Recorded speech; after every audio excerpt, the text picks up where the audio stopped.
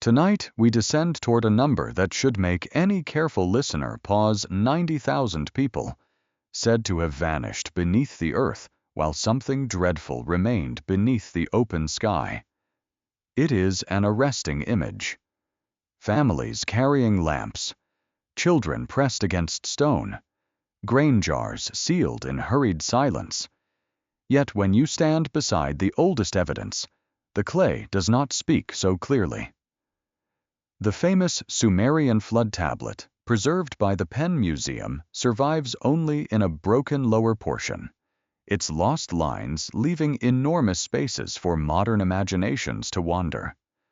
Scholars at Oxford, translating the surviving Sumerian story of the king Ziud-Sura, find not 90,000 people in chambers below ground, but a world threatened by windstorms, rising water, divine anger, and the fragile hope of survival. So, before you get comfortable, take a moment to like the video and subscribe, but only if you genuinely enjoy what I do here. And as the night settles around you, perhaps right where you are listening from, and your local time, somewhere, another listener may be lying awake beneath a different sky, following the same quiet trail into the dust. You find yourself on the flat plain of southern Mesopotamia, where the horizon seems almost too wide. The land is warm, low, and treacherously dependent upon water. Reeds gather beside canals. Mud brick walls glow softly in late sunlight. Somewhere nearby, cattle shift in their pens, and a clay oven breathes out the scent of bread and ash. There are no mountains to shelter the cities here, no stone cliffs to break the wind, only earth, river, sky, and the uneasy understanding that the same water feeding every field may one day rise against it. Around 2500 BC, cities already stand here with temples, storehouses, workshops, and crowded lanes. Scribes sit with damp tablets resting in their palms, pressing wedge-shaped marks into clay with reed tools. Their work is not decoration. It measures barley. It lists laborers. It preserves offerings, debts, fields, and the difficult business of keeping thousands of lives arranged beneath temple authority. Records confirm that the people of Sumer possessed one of humanity's earliest fully developed writing traditions. The Penn Museum holds a tablet written in Sumerian concerning the creation of human beings, ancient cities, their rulers, and a catastrophic flood. The complete composition may once have contained hundreds of lines, but much has vanished. What remains is enough to open a doorway, though not enough to show every room beyond it. And that is where your unease begins.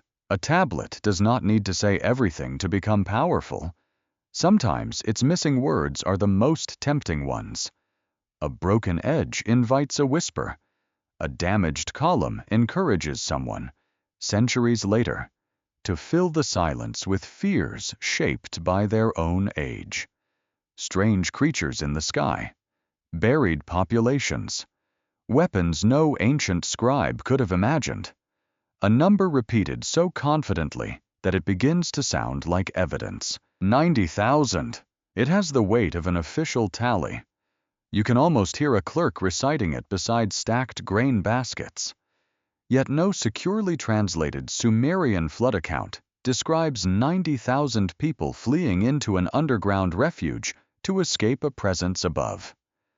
The number circulates in modern retellings, where old clay, distant tunnels, and dramatic possibilities are pressed together like fragments from unrelated vessels.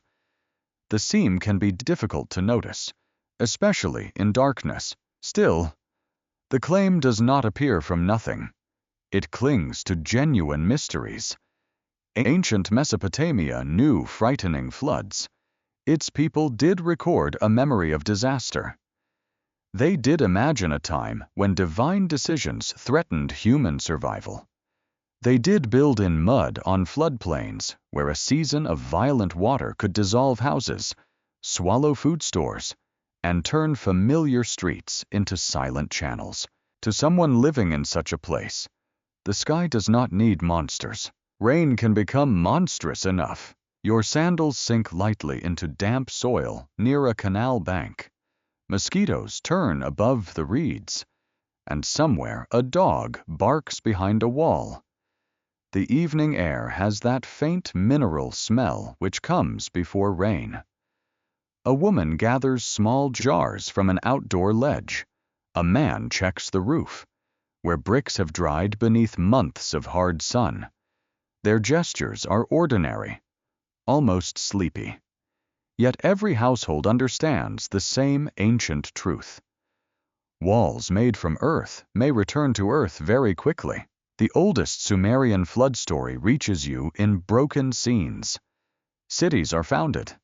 Kingship exists. Human life is organized beneath the guardianship of gods. Then comes a decision that cannot be easily undone. A ruler, Sura, receives a warning. A great flood sweeps across the land. Windstorms rage together for 7 days and 7 nights. His immense vessel is rocked upon the waters until sunlight finally enters through an opening and the world becomes visible again. That account is strange enough without embroidery. The most unsettling detail is not a hidden beast, nor an underground host. It is the quiet idea that a thriving human order may be erased almost without explanation. The baker, the boatman, the child learning the marks of a tablet, the woman folding reeds into a mat, all may depend upon a warning given to one fortunate ruler. Modern scholars still debate how much such flood narratives preserve remembered local catastrophes and how much they shape disaster into sacred meaning. Some researchers see echoes of real inundations on the southern plain. Others caution that a literary flood is not a report filed from a single ruined city. It is memory made solemn, arranged into a story about power, obedience, and the terrifying uncertainty of being human. A curious fringe belief insists that the missing lines conceal forbidden testimony, perhaps describing people sealed underground while airborne hunters moved across the land. It is a wonderfully efficient tale for keeping one awake. Unfortunately for its admirers, damaged clay is not secret confirmation. Missing words remain missing words.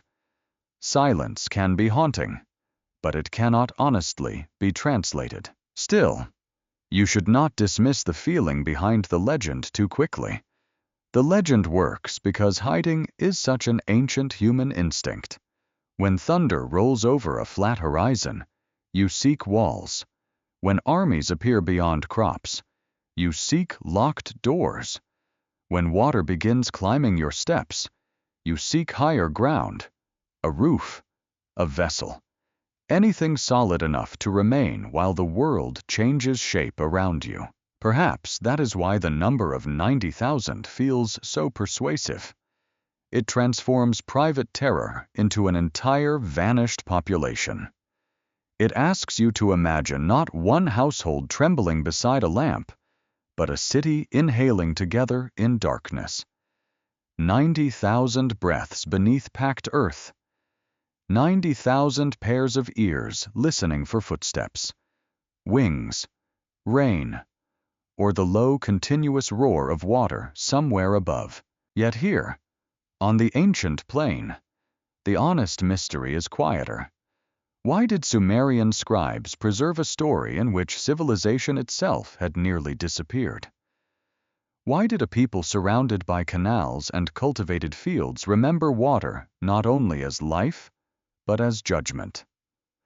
Why does the oldest surviving voice offer one rescued king, while leaving the countless ordinary people almost entirely unheard? The answer rests just beyond the damaged edge of the tablet. Night gathers above the reed marshes. Small cooking fires vanish one by one behind mud brick walls. The great plain becomes dark, except for the faint shining ribbon of a canal beneath the moon. You hold the thought gently now, without forcing it into certainty. Somewhere within the earliest written memories of humanity is a fear older than any invented hunter. The surface itself could become unlivable, and beneath that thought, soft as a hand pressed into wet clay, lies the beginning of the hidden story. The canal water settles under a thin veil of moonlight, while the city continues breathing behind its walls. A potter covers unfinished jars with cloth. A temple servant carries oil through a narrow doorway.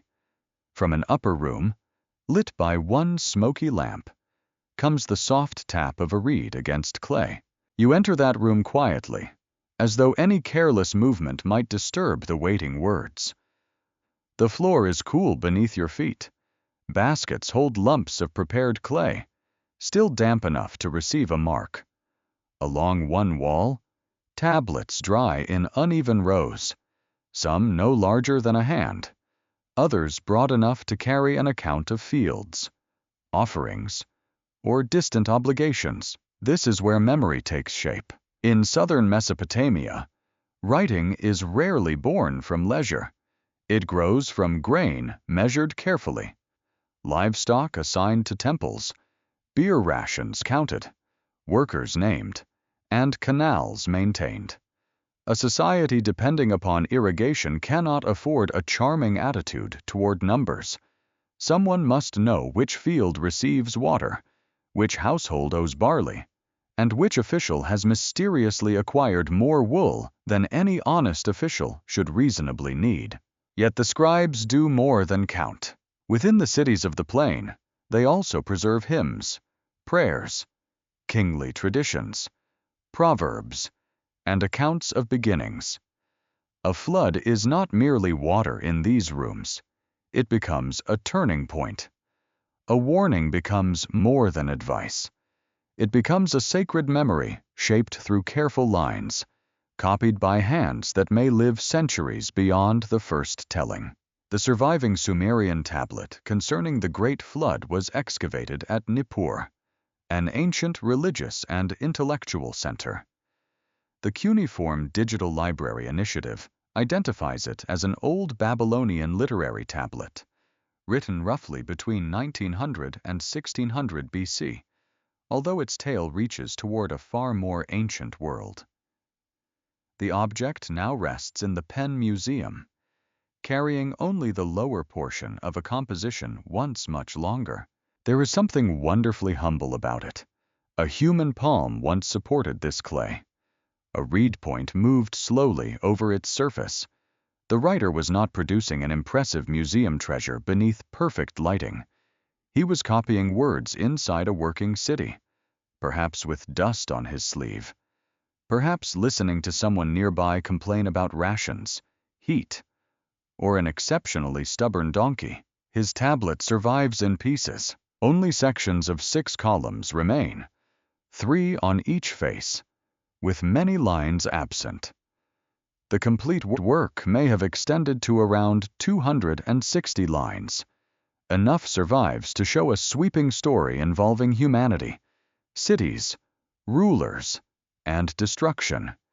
Yet enormous portions remain outside reach, dissolved by damage, lost through neglect, or simply broken away during the long burial of the tablet. You lean closer in the lamp glow. The signs look like small arrangements of shadow, pressed into earth and hardened beyond their maker's lifetime. Some marks stand sharp and confident. Others disappear at the broken edge. There, a sentence begins and then falls away. Here, a divine instruction appears, surrounded by gaps like rooms whose doors have been sealed. What does a missing line sound like? Perhaps it sounds like silence. Perhaps it sounds like whatever a later listener most hopes to hear. The scholars of Oxford's electronic text corpus of Sumerian literature place the surviving Sumerian words into a careful modern translation. Their work does not uncover a secret underground population. nor a sky crowded with mysterious destroyers. It reveals something more disciplined and, in a quieter way, more troubling. The text remembers a world in which cities were assigned to divine protection, rulers stood within sacred order, and human settlement remained vulnerable to decisions beyond ordinary control. That distinction matters. Ancient tablets are patient objects. They do not hurry to satisfy modern excitement.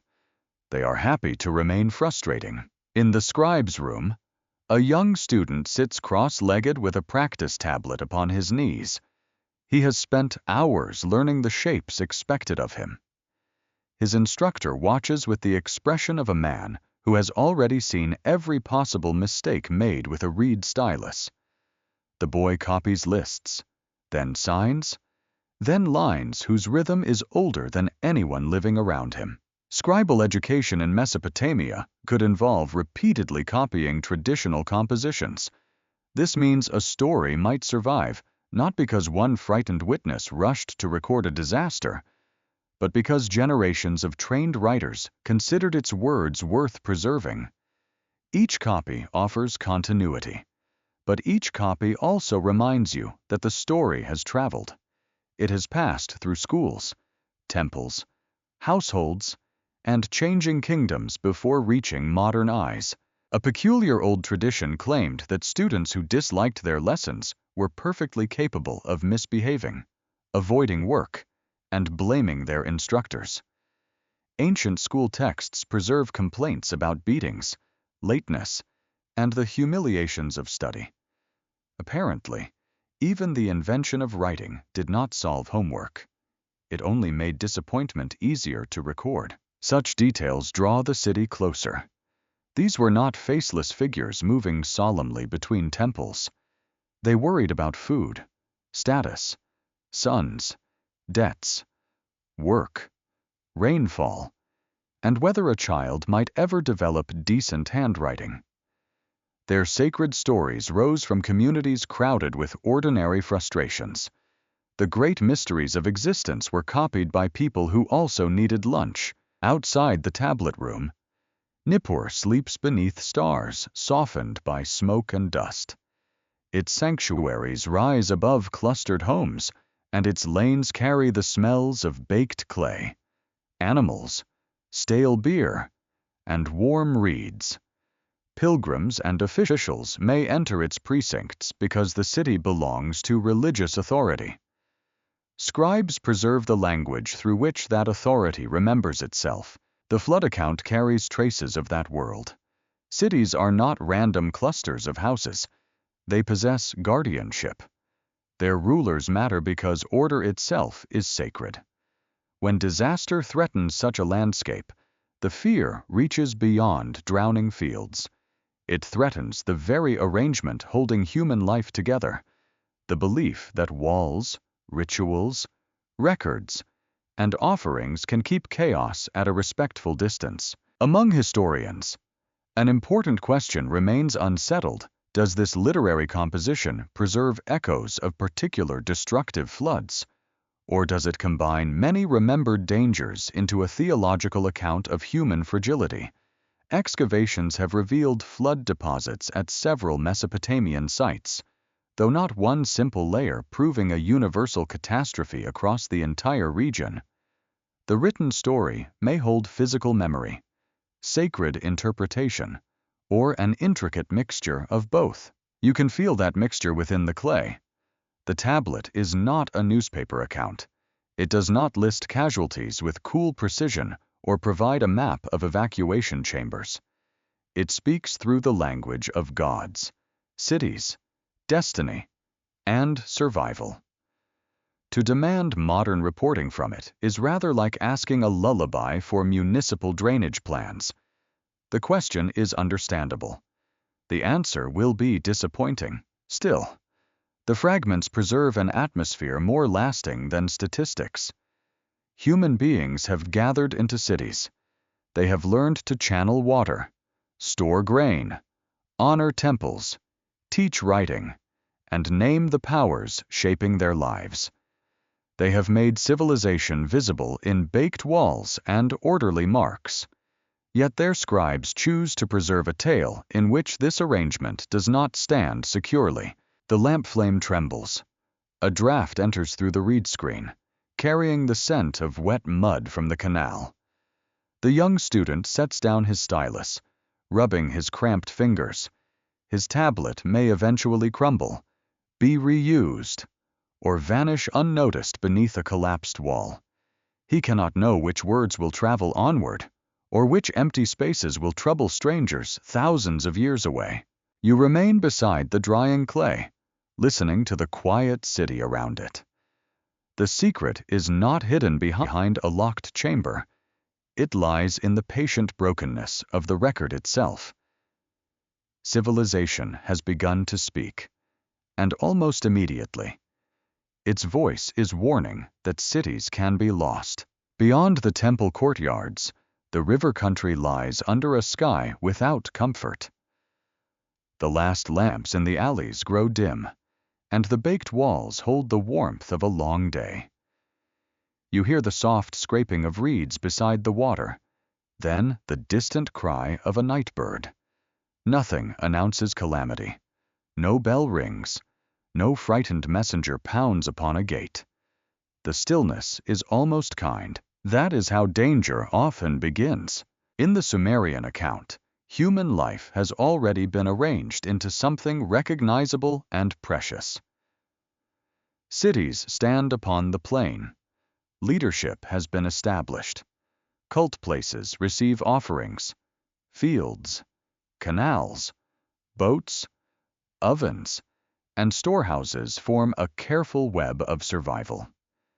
People rise when the light returns, work beneath a burning sky, and sleep believing the pattern will continue. The tale then introduces a decision among the divine powers. Humanity is to be swept away by flood. The reasons are obscured within the damaged text, leaving the judgment more unsettling than any explanation could make it. There is no comforting record of trials, warnings proclaimed in crowded squares, or petitions carried from frightened households.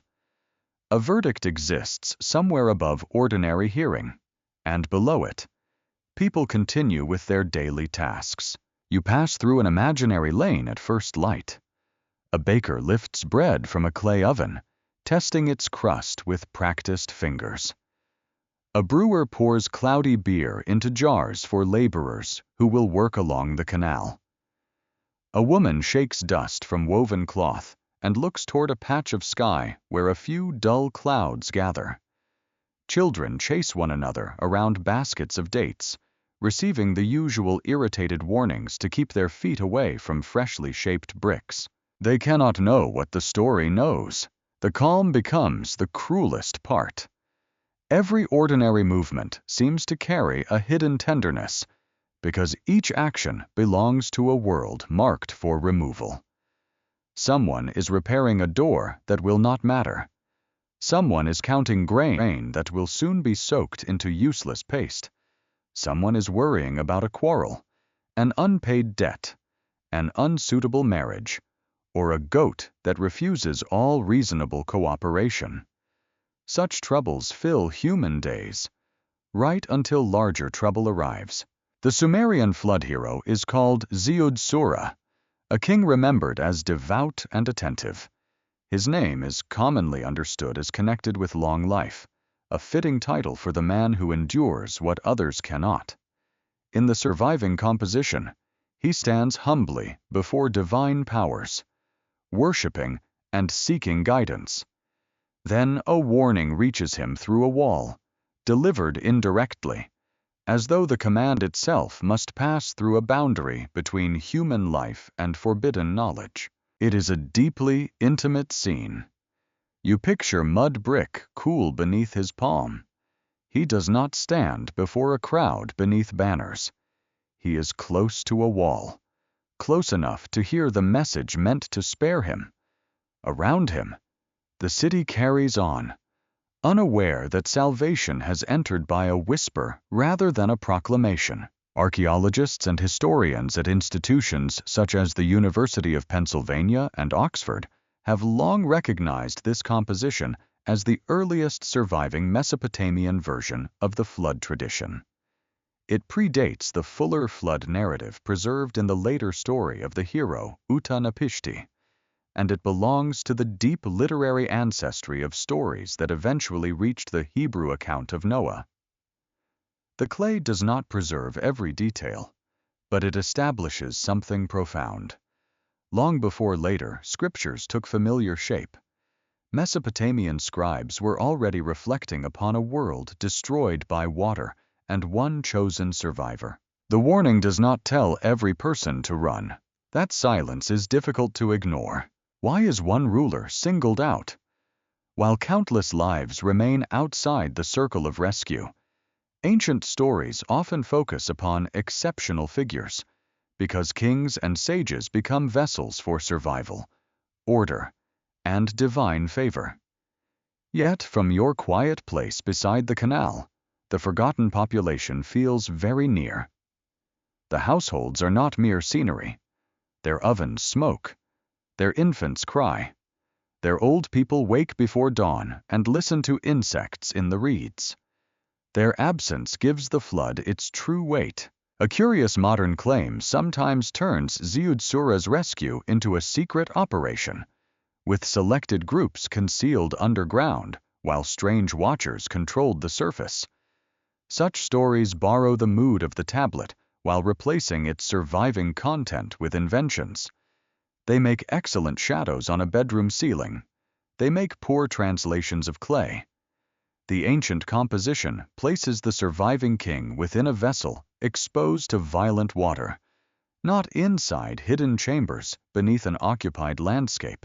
The authentic tale is quieter and more merciless. You smell rain now. It arrives first as a darkening in the air, then as a mineral sharpness rising from parched ground. Farmers may welcome the first drops.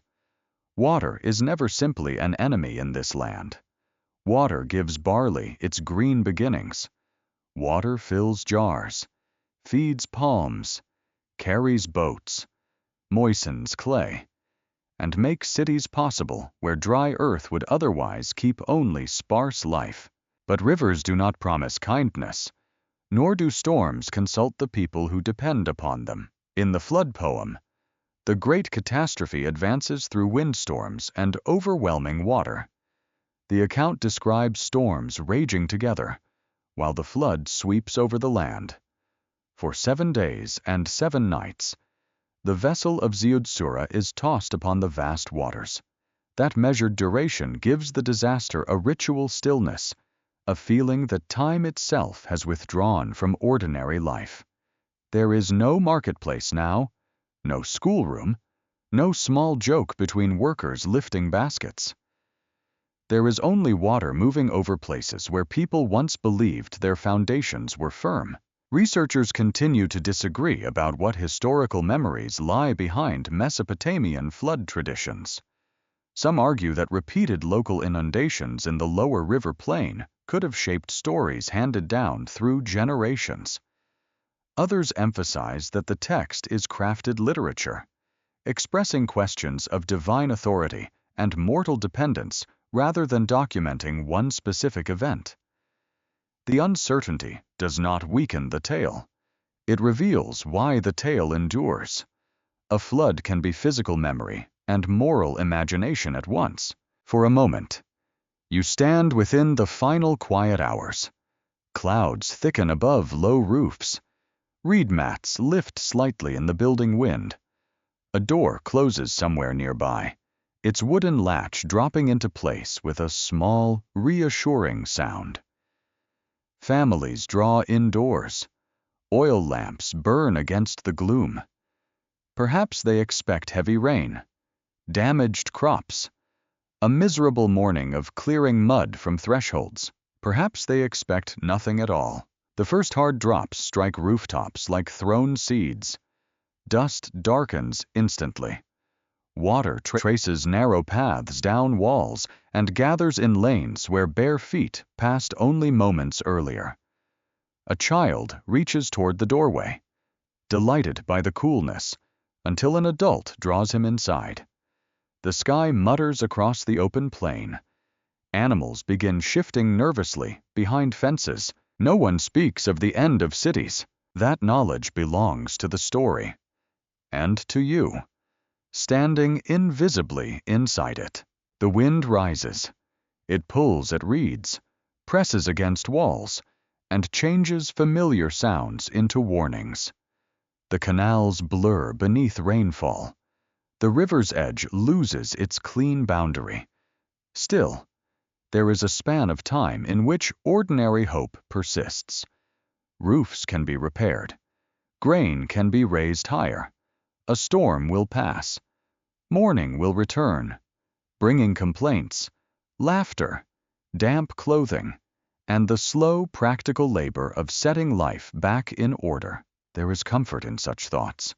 There is also sorrow, for beneath the gathering storm rests the oldest fear carried by settled people, not simply that death may come, but that every familiar place may disappear with it. The doorway, the hearth, the market corner, the temple stair warmed by sunlight, the mark on a wall where a child has grown taller. Floodwater does not merely take breathing lives. It removes the evidence that those lives were ever secure. Thunder travels over the plain, slow and heavy. In one house, someone turns down a lamp to save oil. In another, bread has been wrapped for morning. A ruler listens to a warning no crowd has heard. The city settles beneath the rain, held for one final moment inside the fragile shape of normal life. Above the roofs, the darkness deepens, and the waters begin to rise.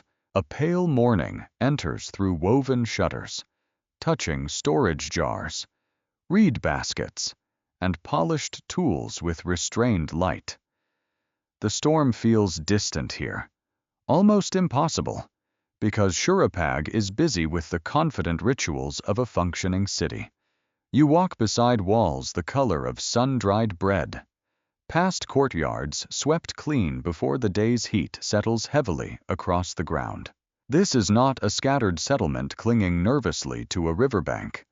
It is a place with rank, labor, ceremony, and expectation. Boatmen unload bundles near the canal. Workers lift grain sacks toward storehouses.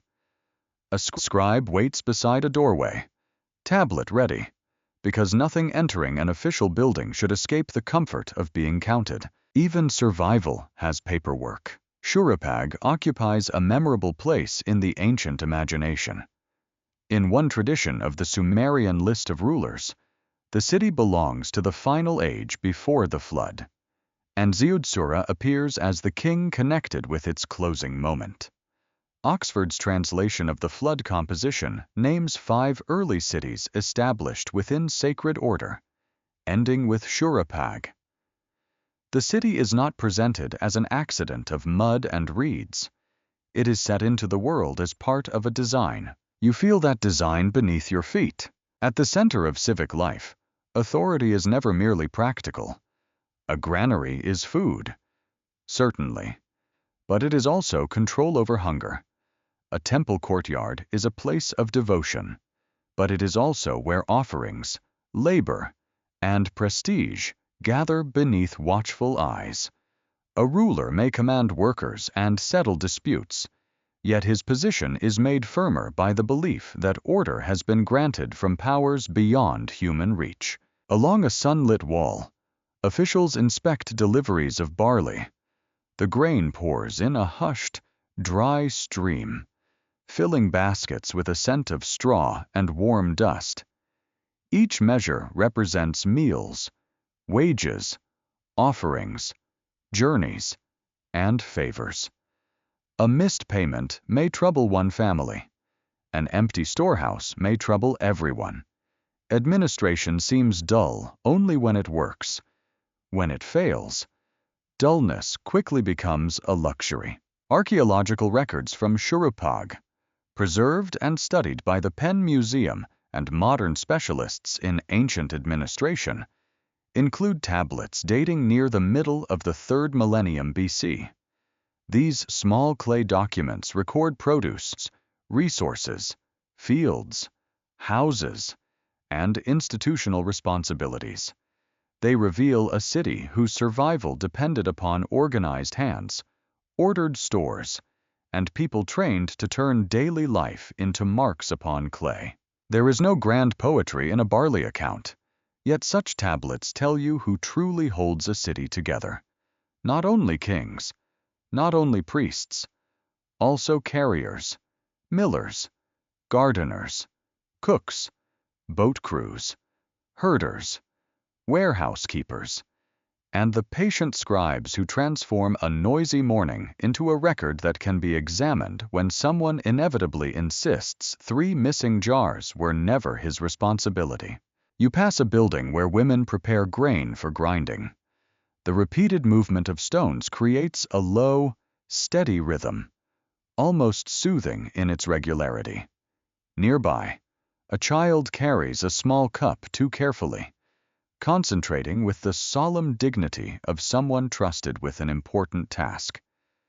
In another courtyard, a goat has slipped its tether and appears completely untroubled by municipal hierarchy. Life remains stubbornly itself, yet sacred order casts a long shadow. Shuruppak is associated in literary memory with Sud, a goddess linked with the life-giving forces of grain and air. To live under divine protection does not mean living without fear. It means that harvests, births, agreements, and authority may be understood as resting within a larger arrangement. People make offerings because the world seems governed by relationships, obligations, and respect, rather like a palace household enlarged until it fills the sky. An old man approaches a shrine with oil cupped in a little vessel. His sandals make a faint dragging sound on packed earth. Perhaps he comes for a daughter's health, a grandson's future, or relief from a troublesome neighbor whose wall has slowly migrated into his courtyard. His concern may be private, even slightly ridiculous to anyone outside it. Still, he places his hope carefully before a power believed to hear. That is the tenderness of sacred cities. They give ordinary worry somewhere to go. A stranger looking upon Shuruppak might admire its stores and waterways, its workshops and organized labor. Yet the inhabitants know that a city's visible strength requires invisible permission. Crops may fail, waterways may alter course, rival forces may arrive. Disease may pass through crowded homes without stopping to admire the quality of local administration. A king can command many things, but he cannot command certainty. Among specialists, discussion continues over how ancient lists of early rulers should be understood. Are they distant memories reshaped into a single sacred sequence? Political statements claiming that authority moves according to divine will? Or literary structures ordering a past too remote for ordinary history? The city named in such traditions is real enough beneath the soil. The world arranged around it is far harder to recover. In that uncertainty, fringe storytellers sometimes place hidden devices beneath Shuruppak, secret rooms where chosen people waited for knowledge forbidden to everyone outside. It is a pleasing thought for anyone who finds warehouses disappointingly practical.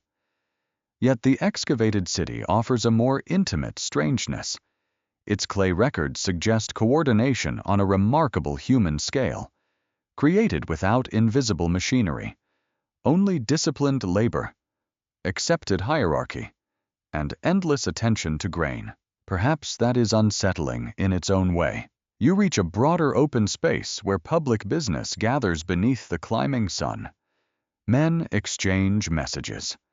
Donkeys protest their burdens with admirable conviction.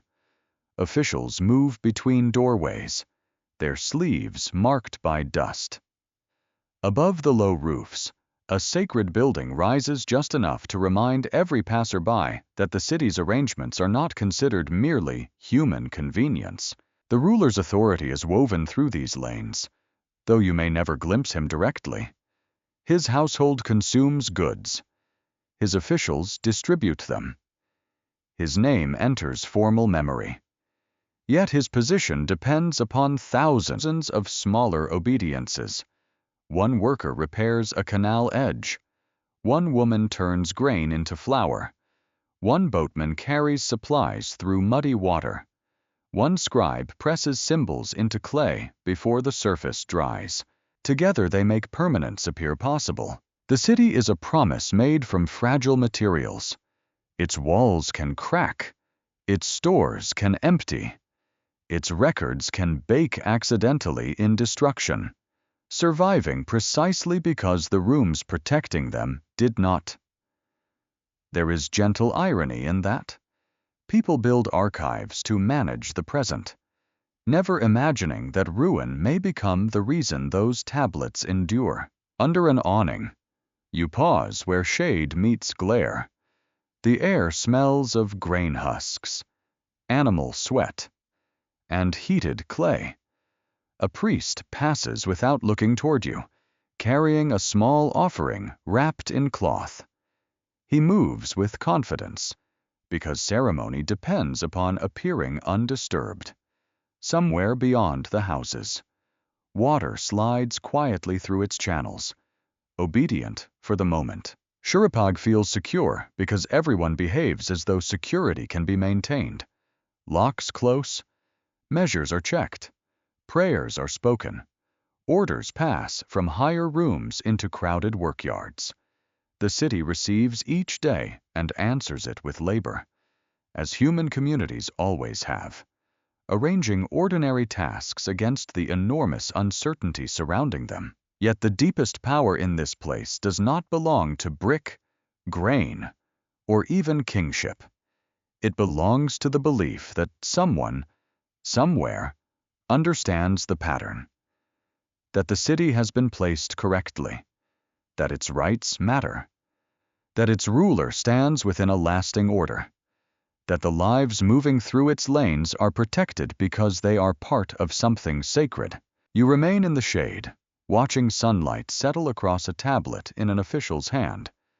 The marks are small, precise, and wonderfully confident. They speak of quantities, duties, ownership, and control. They speak as though the city will still need answers tomorrow. Above the roofs, the sky gives nothing away, and in the quiet confidence of Shurupag, human order rests beneath decisions no human hand can amend. Rainwater slides from the eaves into shallow channels, making the lanes shine beneath a dim gray sky. Inside an accounting room, however, the weather matters only indirectly. A clerk sits before baskets of barley, wool bundles, and jars of oil, pressing each quantity into clay with careful attention. His fingers know the value of accuracy.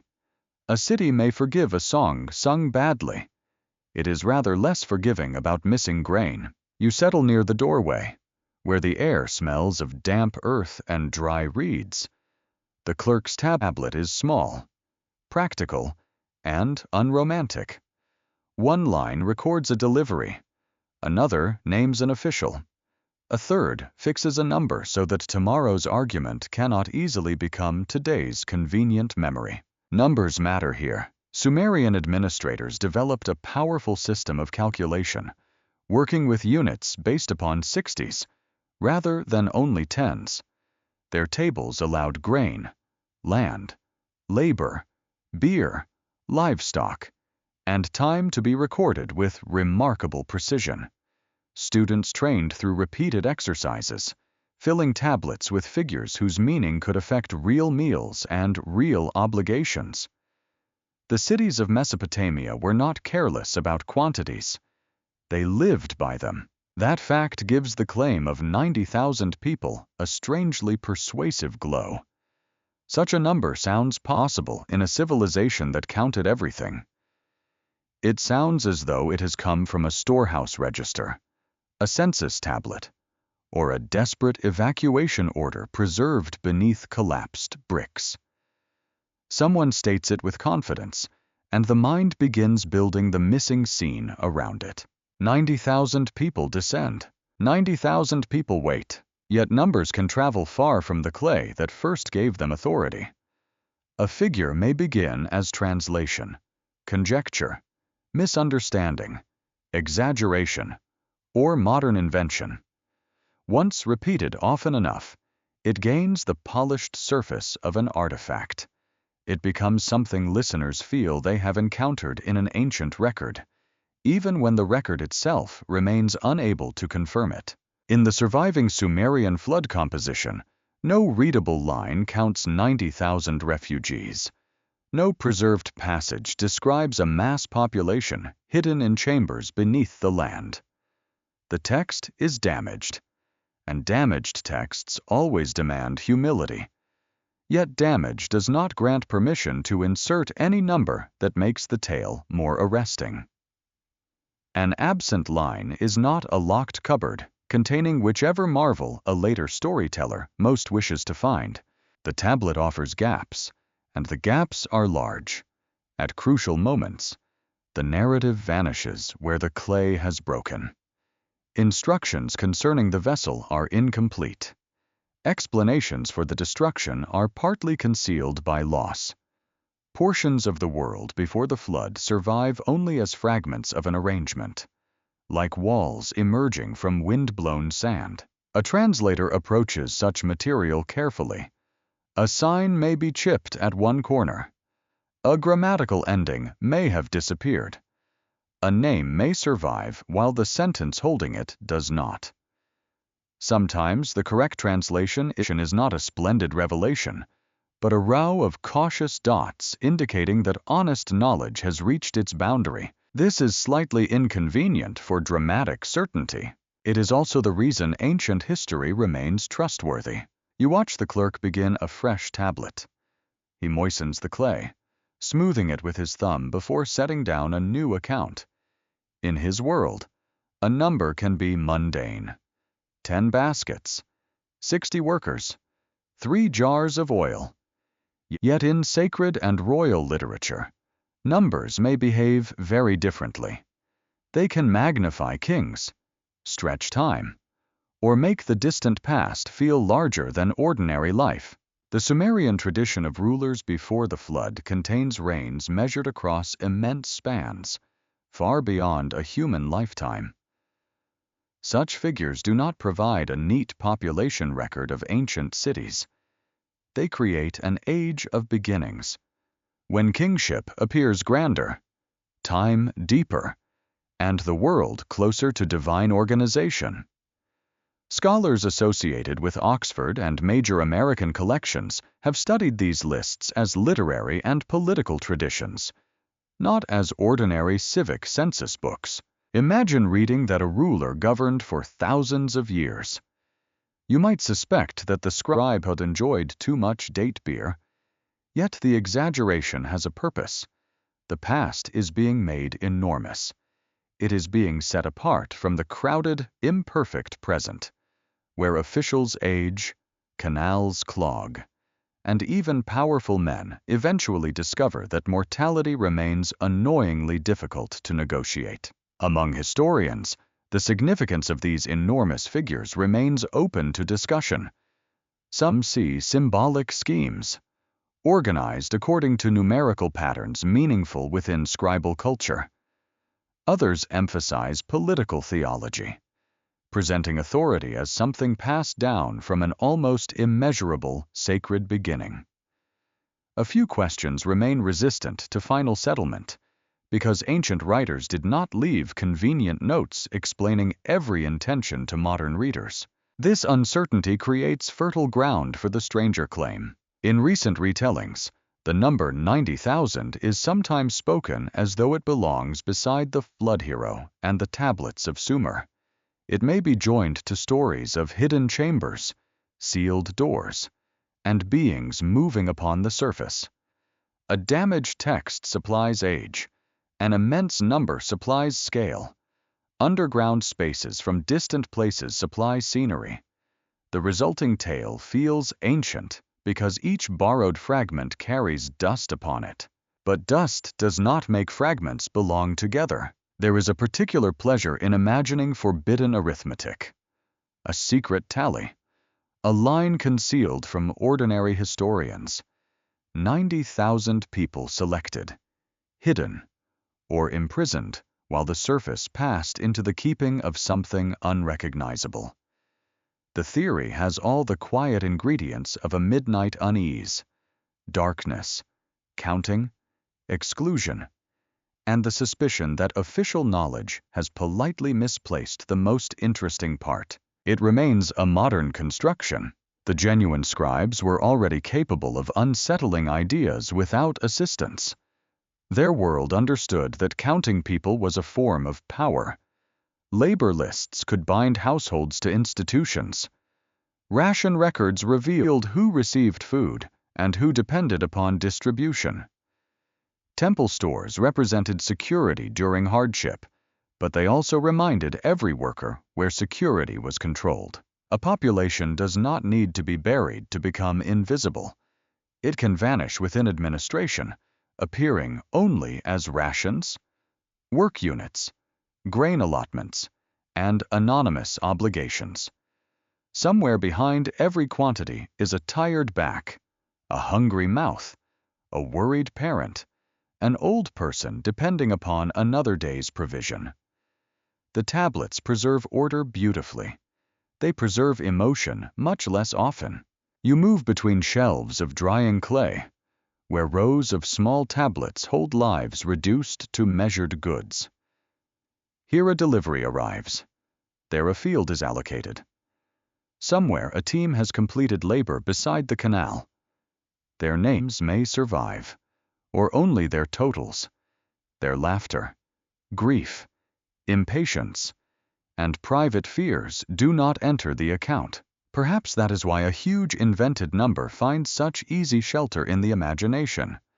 It gives scale to all those unheard people.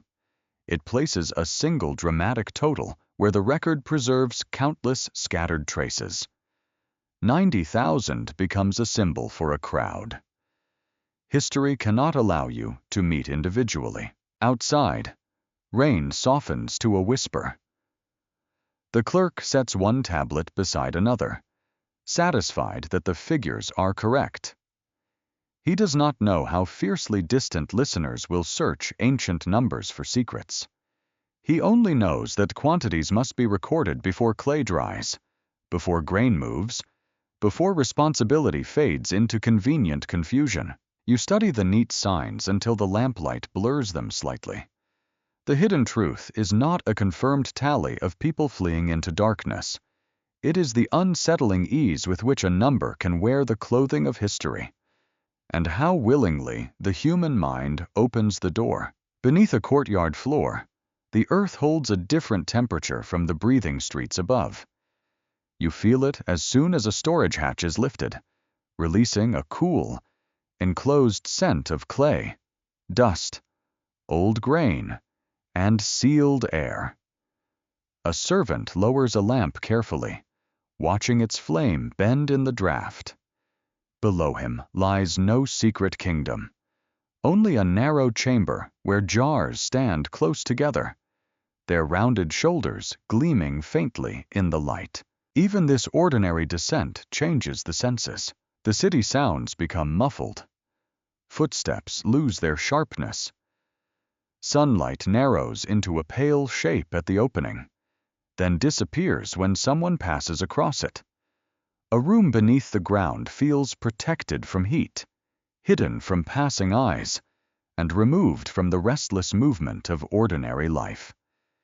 It is easy to understand why stories gather there. For people living in Mesopotamia, the world below was never empty. Soil received seeds. Foundations entered it. Graves were cut into it. Wells drew hidden water from it. Storage pits guarded supplies against the fierce warmth of summer. The ground supported houses, concealed ancestors, preserved jars, swallowed broken objects, and waited patiently beneath every human step.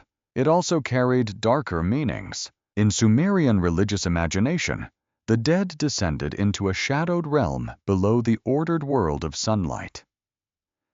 Scholars at the University of Chicago, through studies of Mesopotamian literature and burial customs, describe this underworld as a bleak destination associated with dust, darkness, gates, and irreversible separation. It was not portrayed as a splendid underground refuge for entire living populations. It belonged chiefly to the dead, the divine powers ruling them, and the uneasy thoughts of those who remained beneath the sky. You stand beside a small household shrine where a woman pours water into a simple vessel. Her movements are quiet and practiced. Perhaps the offering is intended for a departed father, a child, or a husband whose voice no longer sounds in the courtyard. In her world, the dead have not ceased to matter. They may require care, remembrance, and proper ritual attention. Neglecting them risks more than sadness. It may invite restless consequences. The lamp flickers once. Ancient Mesopotamian families sometimes buried their dead beneath domestic floors, keeping the deceased startlingly close to daily life. A household could grind grain, prepare meals, argue over chores, and sleep only a short distance above ancestral remains. This intimacy may sound uncomfortable to modern ears, which prefer affection and flooring to remain politely separate. Yet it made the home a place shared across generations, with the living standing quite literally upon the memory of those who had gone below. The earth was not merely beneath them, it was part of the family. In the famous tale of a goddess descending into the underworld, the journey leads through successive gates, with power and ornament removed step by step. The story belongs to sacred literature rather than evacuation planning, but its imagery reveals how descent was understood. Going downward meant surrendering sunlight, standing, privilege, and control. A person did not enter the world below casually and then return cheerful, refreshed, and pleased with the accommodations. Even so, real people did sometimes seek the safety of lowered spaces. Cellars and storage rooms offered relief from heat and helped protect valuable goods. Pits held grain. Foundations concealed ritual deposits.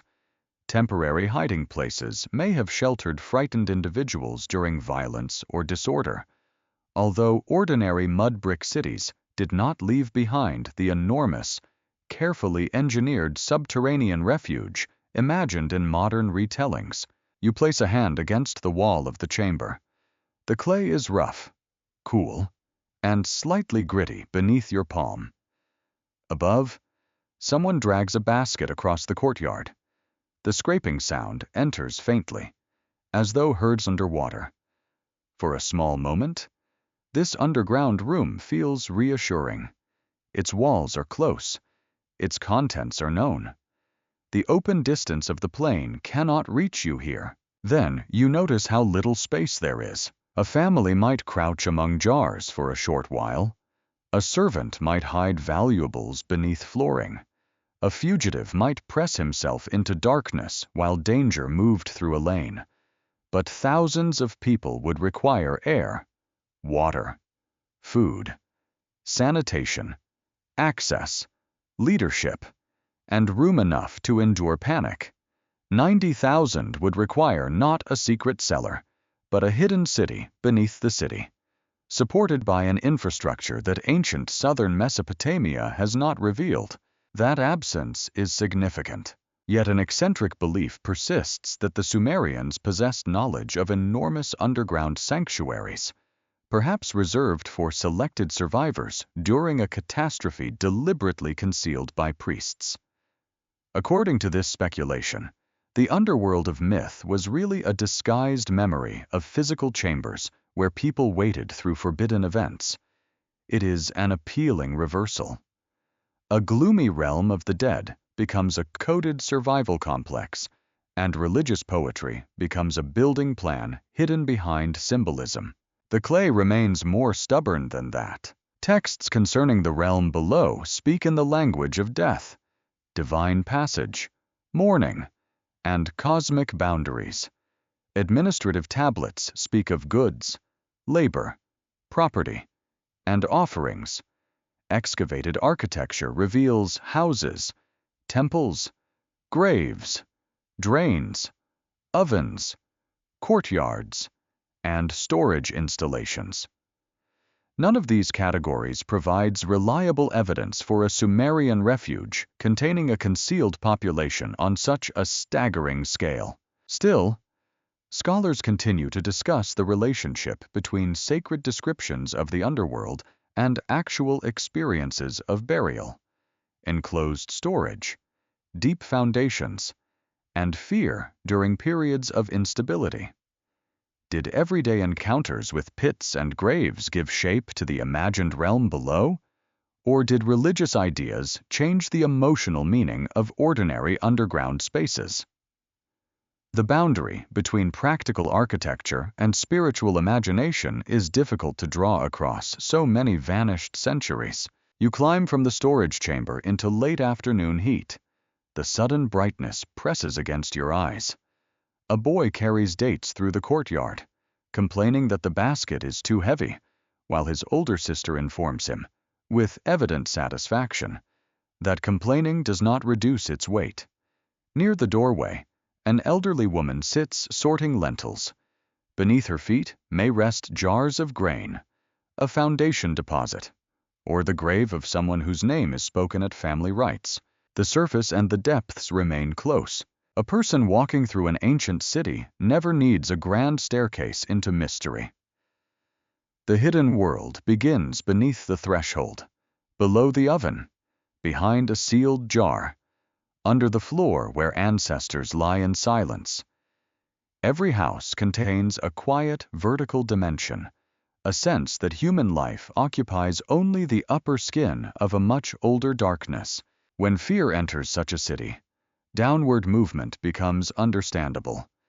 You close doors. You lower valuables into concealment. You draw children away from exposed lanes. You seek any enclosed place where the outside cannot immediately find you.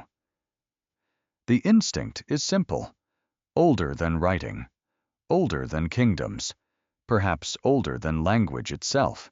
But the ancient underworld is not a comfortable shelter. It is the place where breathing, warmth, identity, and familiar order begin to thin. The living may approach it through ritual, memory, storage, burial, or desperate hiding, but they do not mistake it for home. To remain below too long is to move uncomfortably near the condition feared by all who still feel sunlight on their skin. Dusk enters the courtyard. The storage hatch is lowered into place, and the cool breath beneath it disappears. Oil is poured for the household dead. A child is called inside from the lane. One by one, shadows settle across the mud brick floor, covering the hidden jars and silent graves alike. Under your feet, the earth keeps everything given to it, and somewhere in that closeness between shelter and tomb, the idea of hiding begins to feel much less simple. Morning does not arrive cleanly. It leaks through a low ceiling of cloud, pale and uncertain, revealing a landscape stripped of familiar edges. Water spreads where paths should be. Roof beams drift slowly past clumps of reeds. A clay jar turns in the current, catches against a broken fence, then slips away again with the quiet dignity of an object no longer owned by anyone. You stand upon what remains of raised ground, feeling wet grit beneath your sandals. The air smells of river mud, soaked straw, extinguished hearths, and something sour rising from ruined grain. No winged hunters circle overhead. No shining machines hang in the clouds. What waits above is more ordinary, more patient, and far more believable. Water has taken the city's shape. In the translated Sumerian flood account, preserved through Oxford's work, winds and gales rise together while the flood sweeps across the land. When the storm finally loosens its hold, sunlight returns and reaches the survivor through an opening in his vessel. The image is simple, almost gentle. Light enters. A living man sees the sky again. Yet sunshine after catastrophe does not restore what water has carried away. It only allows the damage to be seen. You step carefully along a ridge of mud where a lane may once have passed. Each movement sinks slightly, releasing the cold touch of water around your ankles. Nearby, a roof has collapsed into a brown heap, its reed matting tangled with a child's wooden toy and a cooking bowl. These things have remained together by accident, a household briefly gathered into one silent arrangement. Beyond the flooded houses, fields lie beneath sheets of dull water. Young barley cannot breathe there. Date palms may survive, their trunks rising like dark poles from the flood.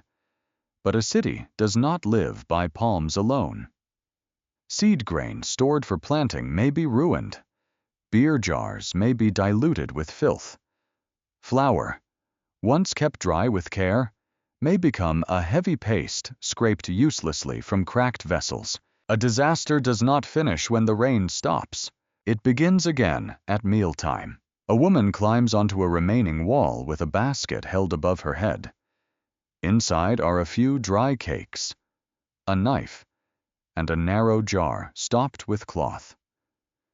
She does not know whether her sister's household has survived across the water.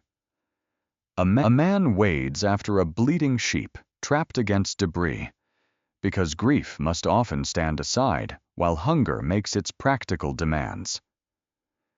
Two children sit close together beneath a reed covering, staring without complaint because fear has exhausted even their questions.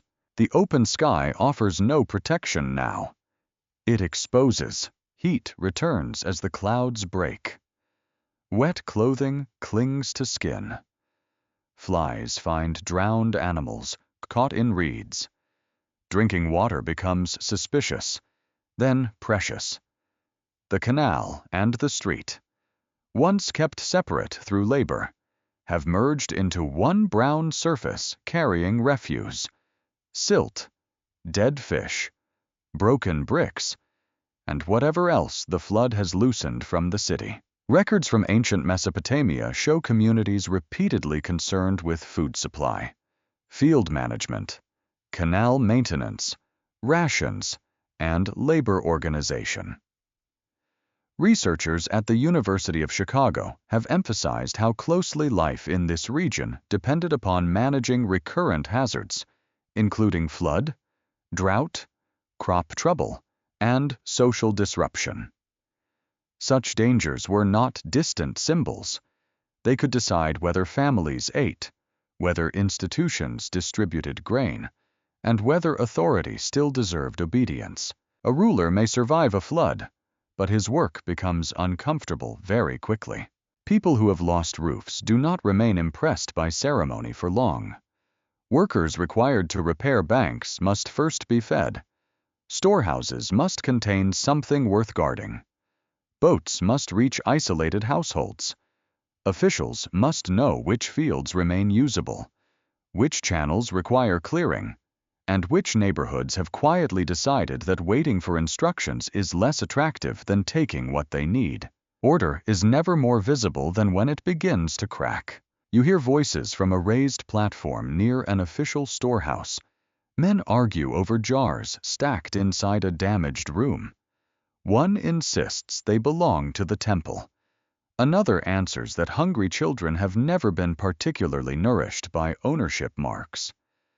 A scribe stands with a tablet protected beneath cloth, looking miserable. His signs may record exact quantities, but the water has introduced a new form of mathematics. too many mouths, too little food, too much anger. Even the goats appear judgmental. When fields drown, food fails slowly. When canals break, transport falters. When stored provisions rot, dependence sharpens. A storm can therefore produce dangers that arrive days or months later: disease, hunger, displacement, theft, rivalry between neighborhoods, and raids by people whose own lands have failed. The thing waiting above is not one creature. It is a chain of ordinary miseries, each opening the door for the next. At sunset, survivors may notice movement beyond the damaged fields. Perhaps they are relatives approaching by boat. Perhaps they are travelers seeking shelter. Perhaps they are armed men who have seen smoke absent from watchposts and guessed correctly that the city is weakened. In a stable season, walls, officials, and stored grain make a settlement attractive. In a ruined season, they make it a target. That possibility chills the flooded air. A fringe retelling claims that ancient people hid from beings occupying the surface after a great destruction. Creatures transformed into gods within damaged tablets. The notion draws strength from a genuine feeling after catastrophe. The familiar world can seem seized by hostile powers, yet human enemies, ruined harvests, disease, blazing heat, and contaminated water require no hidden race above ground. They have driven people from their homes throughout history with terrible efficiency. Sometimes reality is the darker story. Scholars continue to debate how environmental shocks affected ancient political stability. Some argue that water failure, flooding, and changing river courses could weaken institutions already strained by rivalry and unequal distribution. Others stress that communities often adapted skillfully, and that collapse cannot be explained by weather alone. Conflict, leadership, trade, labor demands, and local choices all shape the outcome. A flood may break walls. Human decisions determine much of what happens amid the broken bricks. Night returns over the waterlogged plain. Small fires appear on the highest surviving patches of ground, each guarded carefully against wind and watchful strangers. Smoke carries the scent of damp reeds and thin porridge. Someone coughs behind a wall. Someone murmurs a prayer over a jar nearly empty. Someone keeps awake with a staff across his knees, listening for splashing beyond the edge of firelight. The sky above is clear now, filled with stars. That may be the strangest cruelty. Once the storm has passed, the heavens look peaceful again. The moon lays silver across drowned courtyards. The breeze moves softly through reeds snagged with fragments of homes. A stranger arriving from far away might call the scene beautiful, because distance is generous with words. You know what the beauty conceals. To remain upon the surface is to confront thirst beside water, hunger beside fields, danger beside the remnants of protection. It is to see a world still present, yet no longer arranged for human comfort. The threat above is not a waiting monster revealed in a forbidden line. It is daylight falling upon loss, and people discovering how quickly security can dissolve into survival. Across the flooded land, a lamp glows weakly inside a broken house. Its flame bends, straightens, and bends again, refusing to vanish. For now, that small light is enough. A spade bites gently into compacted soil, and the color of the earth changes beneath its edge. The upper layer is brown with broken pottery, ash, and the scattered debris of lived days. Lower down, a pale band emerges, smoother and quieter, almost empty of human touch. It is silt, laid down by water, where houses, cooking places, and narrow streets had once stood. You kneel beside the trench in the dry heat, watching dust settle on an archaeologist's sleeves. Around you lies Tel Fara, the mound covering ancient Shuruppak, raised gradually by generations of building, collapse, leveling, and building again. To the untrained eye, it appears as an uneven rise above the plain. To careful excavation, it is a layered memory, each depth holding a different arrangement of lives. The pale band says something happened here. Not everywhere, not for all time, but here. During excavations at Fara in 1931, a University of Pennsylvania expedition identified an alluvial deposit between earlier settlement remains and later occupation. Beneath that, water-laid soil appeared pottery and cultural material from a thriving earlier phase. Above it, human activity returned in altered forms. The flood had not erased humanity from the region.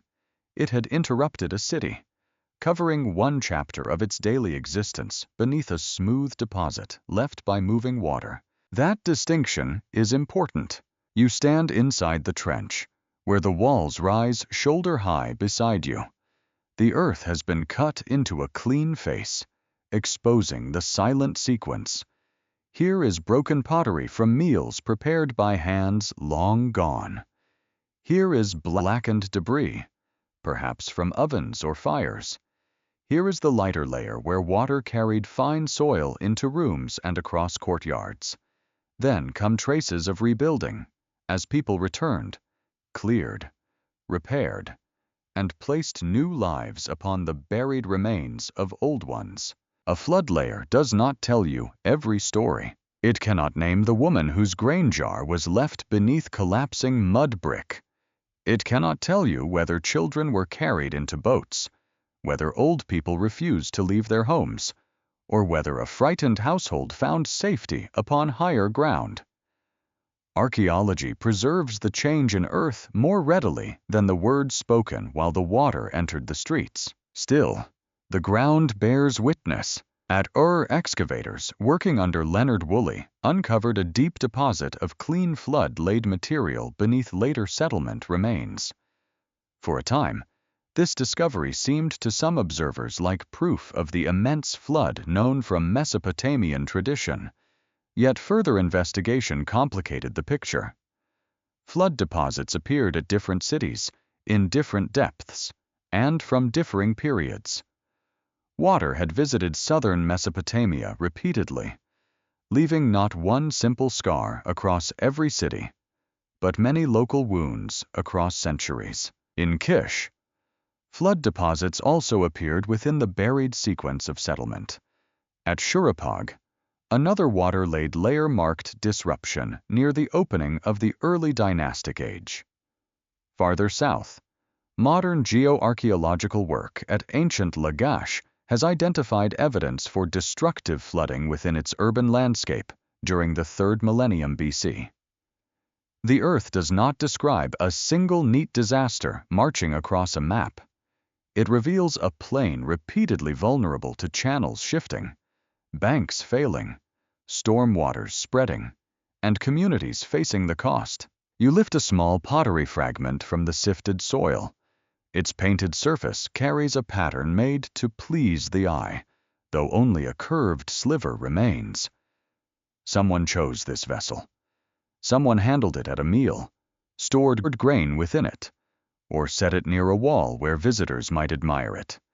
Then water, collapse, or abandonment carried it into the ground, until its design became evidence in a stranger's hand. The beautiful object has become a clue. Excavation has a quiet cruelty. It restores places while proving how completely they were lost. A doorway emerges, but no one passes through it. An oven is cleared, but no bread warms within it. Storage jars appear beside its wall, though the people who depended upon their contents remain beyond recovery.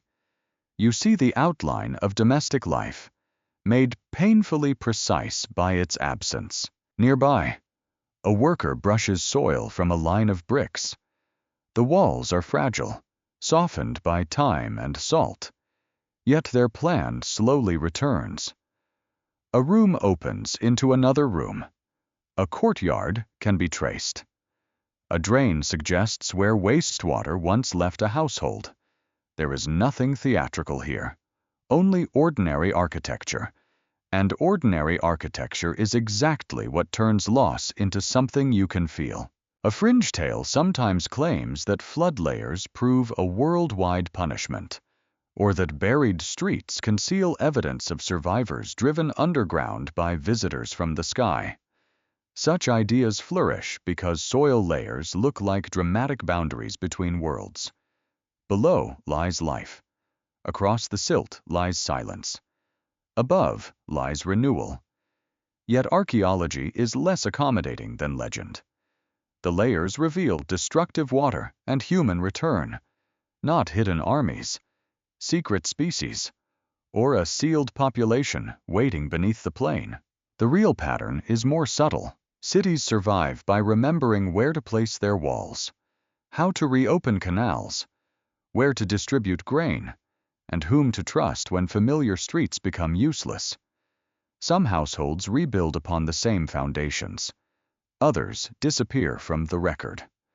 A district may recover while a family line ends quietly, carried away by hunger, illness, migration, or simple exhaustion.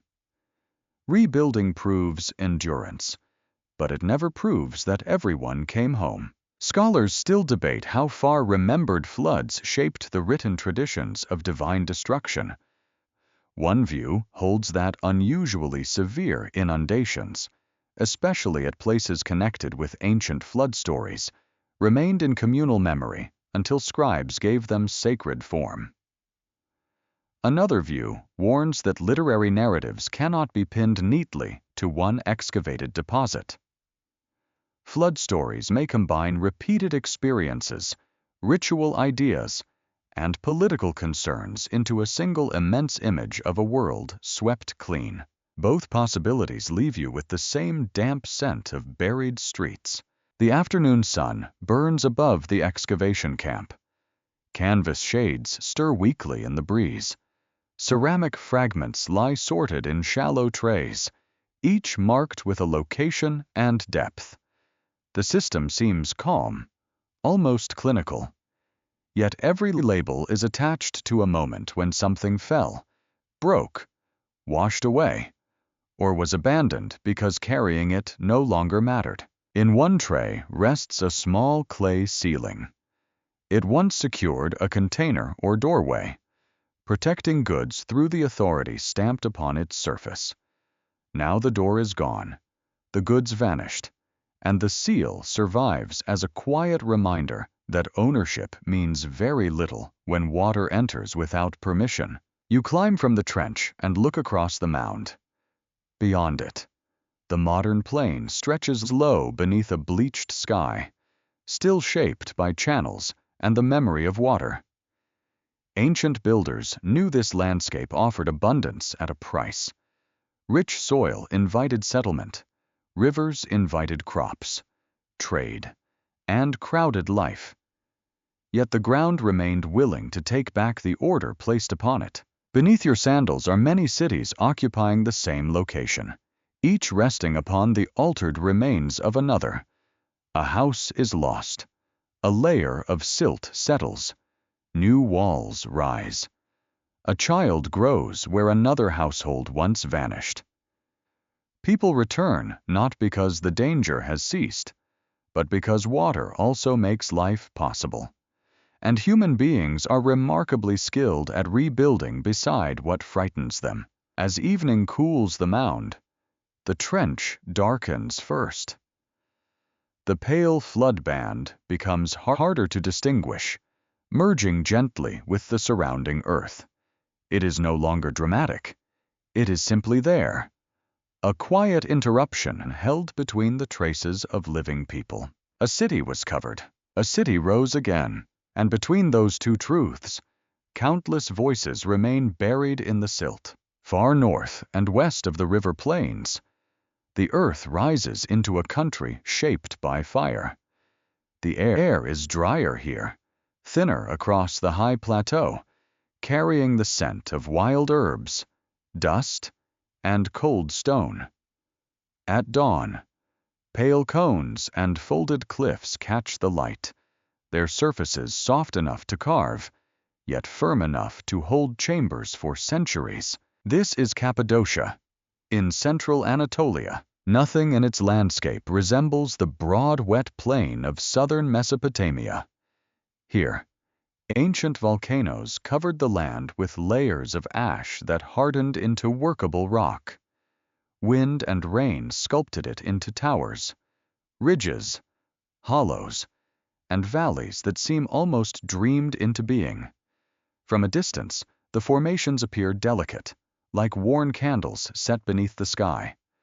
Up close, they reveal doorways, rooms, chapels, storerooms, and passageways disappearing into darkness. You approach one such opening beneath an ordinary modern settlement. The entrance is modest, almost disappointing. There is no carved announcement promising buried marvels, only stone steps leading downward, their surfaces polished by many feet, their edges catching the weak glow of a lamp. The temperature drops quickly. A faint coolness brushes your face as you descend. Sound becomes enclosed, private. The world of wind and open sunlight narrows into walls, ceilings, corners, and breaths. Soon the stairway delivers you into a chamber cut directly from volcanic rock, large enough for people to gather, low enough to remind them that comfort was never the main purpose. This is Derinkuyu, one of Cappadocia's great underground complexes. It descends through multiple levels, connected by shafts, stairways, corridors, storage rooms, animal shelters, food preparation spaces, wells, and spaces later adapted for Christian worship. The wider Cappadocian landscape, protected as part of a World Heritage Site, is famed for precisely this density of carved dwellings and subterranean settlements. The place is real. That simple fact has nourished countless fantasies. A hidden settlement beneath everyday streets is almost too perfect for imagination to leave alone. Its narrow tunnels seem to ask what danger drove people downward. Its sealed chambers suggest pursuit. Its depth feels excessive unless the surface once became intolerable. By the time a guide's voice echoes through the stone, your mind has already filled the upper world with enemies. Yet Derinkuyu does not belong to Sumerian flood tablets.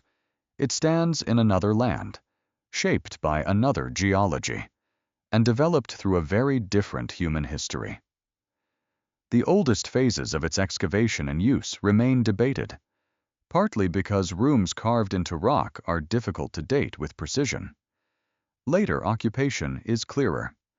The complex was extensively used and enlarged during periods when Christian communities in Cappadocia faced conflict, raids, insecurity, and the need for temporary protection. You enter a stable carved into the stone. A feeding trough runs along one wall, its edge worn smooth in places. Animals may once have stood here in close darkness, uneasy but valuable. A hidden refuge without livestock would offer only a brief victory, since survival quickly becomes a matter of milk, meat, transport, fuel, manure, and stubborn creatures unwilling to appreciate the seriousness of a military emergency. Farther inside, jars could be stored in niches. Food could be guarded from heat and theft. Wine and oil presses served the daily needs of communities who knew that refuge must contain more than frightened bodies. A shelter capable of enduring danger requires habits, storage, and planning. Panic may carry people through an entrance. Only organization keeps them there. The corridors grow narrower as you continue. In places, you must bend your head and turn your shoulders slightly to pass. This inconvenience is not necessarily poor design. An attacking force moving through tight stone passages cannot advance easily in numbers. It cannot swing weapons freely. It cannot see what waits at the bend. A defending family, familiar with each turn, holds advantages that sunlight armies lose below ground. Then the lamplight reaches a circular stone door. It is enormous, like a millstone set on its edge, fitted so it could be rolled across a passage from within. A small central opening pierces its surface. Through that hole, defenders might observe, communicate, or strike at someone attempting entry. It is a remarkably practical answer to fear not a spell, not an ancient weapon, simply a heavy stone placed where attackers cannot easily move it aside. You place your hand against its rough face. The stone is cool and silent, yet it carries the emotional force of a shut door in a frightened night. On one side are families, food jars, tired animals, and whispering prayers. On the other side is uncertainty. Hooves overhead, smoke, raiders searching houses, voices using words impossible to hear clearly through stone. Perhaps only silence, which can be worse because silence allows the imagination to perform without interruption. Some popular accounts claim Derinkuyu may have sheltered 20,000 people, though such figures are estimates rather than ancient population registers. The larger number is impressive enough without increasing it into the 90,000 of modern legend. Even at its most crowded, this refuge does not demonstrate a buried nation hiding from beings in the sky. It reveals communities preparing for dangers brought by human conflict upon the surface. A quirky modern rumor imagines that the ventilation shafts were designed against poisonous air released by forgotten weapons, or that the tunnels were planned by survivors of a lost civilization. The practical explanation is less glamorous, though no less remarkable. People and animals breathing underground require air. Lamps require it. Cooking and storage demand thoughtful arrangement. A deep refuge without ventilation becomes a sealed trap, which is rather a poor feature for anyone hoping to survive. High above, shafts carry air down into the stone interior. Some connect with wells, permitting access to water when the outside settlement becomes unsafe. You stand beneath one of these narrow openings and feel the slightest movement of cool air over your forehead. Somewhere far overhead lies daylight, perhaps a blue sky, perhaps a threatening horizon. Down here, that thin breath of the outside world is necessary, even while the people below wish to remain unseen by it. Historians and archaeologists continue to examine when Cappadocia's underground complexes first began, how their rooms developed, and which periods demanded their greatest expansion. Several researchers argue that their most elaborate defensive use belongs especially to Byzantine centuries, troubled by frontier warfare and raids. Others allow that earlier communities may have begun carving or using parts of these spaces long before their largest form emerged. Uncertainty remains within the rock. But uncertainty is not permission to bind every ancient mystery into one tale. The people who sheltered at Derinkuyu may have heard horses crossing the ground above them. They may have kept children quiet while strangers searched empty houses. They may have remained below for days, rationing food, tending animals, and waiting for a trusted signal. Their fear was immediate and physical. Their refuge was ingenious, claustrophobic, and profoundly human. You continue downward through another passage, where your lamp places a soft amber circle upon the floor. There is no distant river roar here, no silt entering mud brick rooms. There is stone dust, close air, a squeak of sandals, and the faint sensation that every wall has listened to people trying not to be discovered. At last, you stop within a chamber large enough for several families to sit together. The ceiling lowers above them like a protective hand. Someone might have brought bread wrapped in cloth. Someone might have held a restless infant. An elderly man may have pretended not to be afraid, because children often require such merciful acting from adults. Above them, ordinary daylight remained dangerous. Below, darkness became a form of mercy. The chambers of Cappadocia do not confirm a Sumerian hidden multitude. They offer something quieter and more valuable proof that human beings truly have descended beneath their homes when the surface belonged, for a little while, to fear. The lamp flame steadies in the still air, and the stone keeps its silence. The stone wheel moves with a low grinding sound, slow enough to feel ceremonial, heavy enough to end discussion. Dust shakes loose from the passage wall. A young man pushes with both shoulders, his sandals slipping briefly on the carved floor. Another guides the round slab into its shallow channel, where it closes the narrow entrance with an immense, final patience. The sound fades. Inside, no one speaks immediately. A woman draws her shawl around a sleeping child. An older boy holds a lamp with both hands, trying not to tremble, because the flame trembles enough for everyone. Nearby, an animal snorts in the darkness, unhappy with the arrangement and completely indifferent to the reason for it. Fear has brought the household underground, but fear must now learn manners. It must share air, space, food, and silence. The door is not an invitation to remain forever. It is a decision to disappear for a while. In the carved settlements of Cappadocia, closing a passage from within transformed weakness into advantage.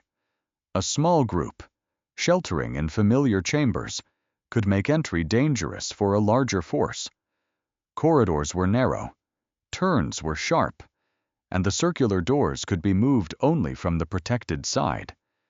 Anyone approaching through the confined passage would face stone, darkness, uncertainty, and defenders who already knew every bend. It is not glamorous strategy. It is effective survival.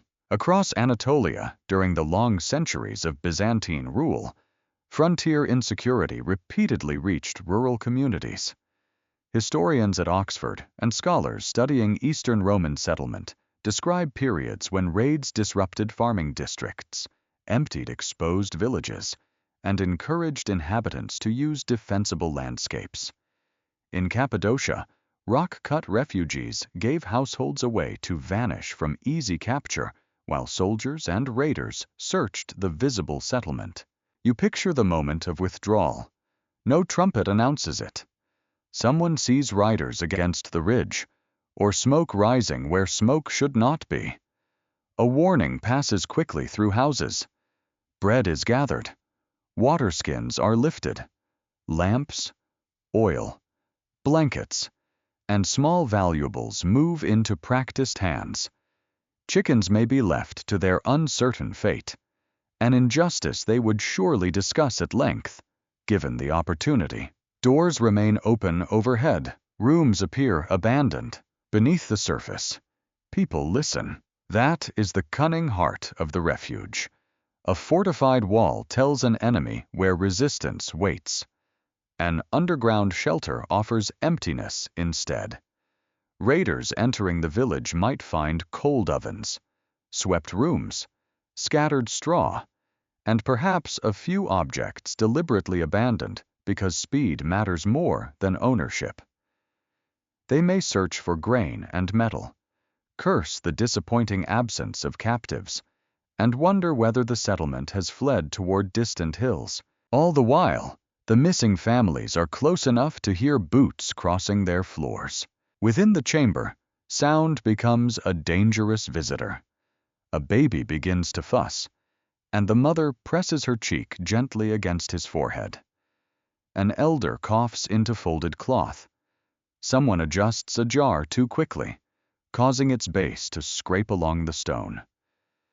Every face turns toward the noise, not with anger, but with the desperate wish that the rock has swallowed it completely. Silence is work. The people sheltered here would need rules, whether spoken calmly in ordinary times or enforced urgently during danger. Lamps cannot burn endlessly. Water cannot be spilled. Bread cannot be eaten merely because waiting makes the stomach impatient. Animals must be managed, children reassured, and disputes kept from growing larger than the chamber holding them. The surface threat may begin the crisis, but life underground introduces its own demanding kingdom of thirst, fatigue, stale air, and strained tempers. A carved refuge survives only through preparation. Storerooms offer grain, dried fruit, wine, oil, and tools. Presses and vessels point to a community capable of stocking necessities within stone. Wells or protected water access reduce the danger of emerging too soon. Ventilation shafts provide fresh air without requiring exposed doors to stand open. Each practical detail carries a single quiet message someone expected that hiding might last longer than courage alone could bear. The young boy with the lamp now sits beside a wall niche. His knees are drawn up, his expression made solemn by shadows. Perhaps he has been warned not to speak. Perhaps he has been promised that this is a game of patience. One adult's play when uninvited visitors behave badly. He watches a drop of oil gather beneath the lamp wick, then listens as the stone ceiling carries a faint vibration downward. Hooves. No one needs to explain. Overhead. Mounted men pass through the settlement, perhaps seeking stores, livestock, prisoners, or proof that resistance remains. Their motives are human and therefore varied. Some may be hungry, some may serve commanders, some may hope to profit from fear, some may simply have learned that violence offers rewards whenever law retreats beyond the horizon. In the shelter, the closed door turns all those intentions into one sound.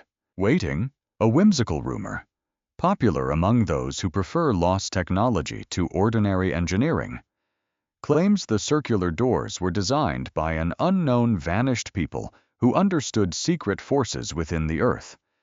Yet the stones need no such inheritance. They express a clear human logic. A heavy slab, rolled from inside, blocks a tight passage.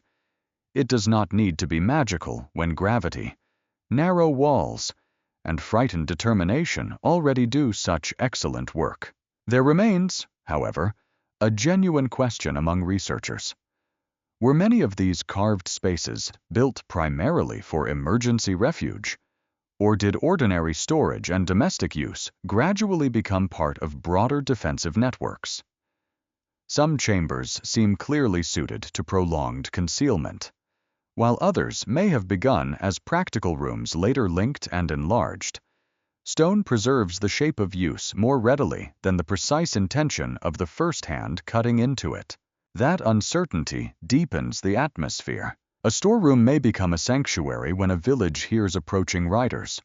A passage intended for wine jars may carry children into safety. A humble chamber, carved for coolness and convenience, may one night receive every frightened breath a household possesses. Buildings do not always choose their final meaning. Events choose for them. Hours pass without sunlight. A lamp is extinguished to preserve oil, leaving only one faint flame near the sealed root. The darkness feels almost solid, resting on shoulders and eyelids alike. Someone distributes small pieces of bread. No child complains about the portion. Hunger has not yet grown loud enough to challenge fear. Then a signal arrives, not a shouted word, not a door flung open recklessly. Perhaps it is a pattern of knocks from a concealed route, known only to those trusted with return. Perhaps scouts have climbed through another exit and watched the riders disappear across the plateau. Perhaps the waiting continues until even cautious elders agree that silence overhead has changed character. The stone wheel is touched again. Hands brace against it. The door shifts reluctantly, grinding across its groove while dust falls in a soft curtain. Cool underground air meets the sharper breath of the open settlement. One person peers out first, holding no lamp high enough to betray the opening. Sunlight reaches the passage. The village remains, though not untouched. A doorway has been broken. A store jar lies shattered. Livestock are missing, and a roof beam smolders where flame found dry wood. Yet the people step out alive, blinking, stiff, and unsteady. Their homes can be repaired. Their bread can be made again. Their anger can wait until there is water and rest. The stone door stands open behind them, silent and ordinary in daylight. It has not defeated danger. It has done something more modest and more sacred. It has kept breathing people beyond the reach of a passing terror. A lantern burns on a wooden desk in a room crowded with papers, photographs, and plaster casts. Rain taps quietly against a modern window, far from the heat of river plains and the dry chambers of carved stone. On the desk rests a photograph of a broken tablet, beside a sketch of an underground passage and a newspaper clipping describing an ancient catastrophe. A hand moves slowly across the papers. The pieces do not belong together naturally, yet placed closely enough. Under lamplight, they begin to suggest a single story. A flood on one page, a refuge on another. A vast population mentioned without clear origin. A god whose name appears strange to modern ears. Soon the mind begins fastening them together, not with evidence, but with atmosphere. This is how hidden histories are often born. They rarely begin with a deliberate lie told in a grand hall. More often, they begin with a genuine object and an eager question. Someone reads of ancient destruction and wonders who escaped. Someone sees underground chambers and wonders what forced people inside. Someone encounters a missing line in a damaged text and wonders whether the missing words would change everything. Wonder is not the enemy. It simply needs a careful companion. During the 19th century, excavators and language specialists brought ancient Mesopotamian literature into wider public view. Tablets from the great buried libraries revealed stories of kings, divine councils, floods, strange creatures, and forgotten cities. Scholars linked with the British Museum demonstrated that flood traditions existed in Mesopotamian writing long earlier than many European readers had expected. The discovery was genuinely astonishing, and its impact traveled quickly beyond academic rooms. You can imagine the mood of that age. Steamships cross seas, railways cut through landscapes, newspapers carry reports from excavations among ruined mounds. Museums fill with objects removed from cities whose names once belonged only to sacred memory. A Victorian reader unfolds a printed account beside a coal fire and learns that clay from distant deserts carries a flood story resembling one cherished in familiar scripture. The past suddenly feels unstable. Once a discovery unsettles one certainty, people become willing to unsettle many others. Perhaps the tablets contain lost truth hidden from official learning. Perhaps ancient gods are misunderstood visitors. Perhaps myths preserve machines, weapons, maps, or warnings disguised by priests. The broken clay begins carrying burdens its scribes never asked it to bear. A new kind of storytelling emerges, stitched together from fragments. A dramatic writer describes the flood as a memory of planetary destruction. Another points toward chambers carved under a distant landscape and calls them shelters from the same event. A third adds an enormous crowd, because personal danger becomes more powerful when multiplied into an unseen nation. A fourth asks what remained on the surface, then supplies an answer grand enough for a sleepless audience. Slowly, separate histories become one secret history. In a candlelit parlor, perhaps someone turns the pages of an illustrated travel book showing carved entrances and stone doors. The drawing is imperfect, with shadows darkened for effect. A guest leans forward and suggests that no ordinary enemy could have required such concealment. Someone else mentions tales of divine punishment. Another remembers an article about buried tablets. By evening's end, the room has produced a theory large enough to cover centuries. Tea grows cold beside it. The modern age improves the speed of this blending. A photograph of a tablet appears beside footage of tunnels. A solemn voice joins them with a number, repeated slowly enough to sound translated. Music murmurs beneath images of dark corridors. A question is presented as a revelation. The listener never sees the careful distance between cultures, landscapes, centuries, and types of evidence. The sensation is powerful because every element is real in isolation. Clay tablets are real. Flood accounts are real. Underground settlements are real. Populations fleeing danger are real. Fear beneath a threatening surface is entirely real. The instability appears in the stitching, in the quiet moment when resemblance is treated as identity, and imagination is allowed to present itself wearing a scholar's robe. It is a very convincing robe. A peculiar tidbit from the long history of ancient speculation is that some enthusiasts once argued that unusual ancient images depicted everything from electrical devices to travelers wearing modern helmets. A curved line becomes a cable. A ritual object becomes a machine. A headdress becomes protective equipment.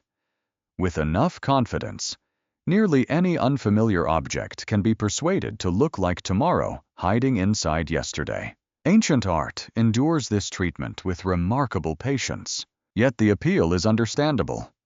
People long to believe that history contains locked rooms. Ordinary explanation can feel disappointingly small when ruins look so vast and old. A city destroyed by flood is sad.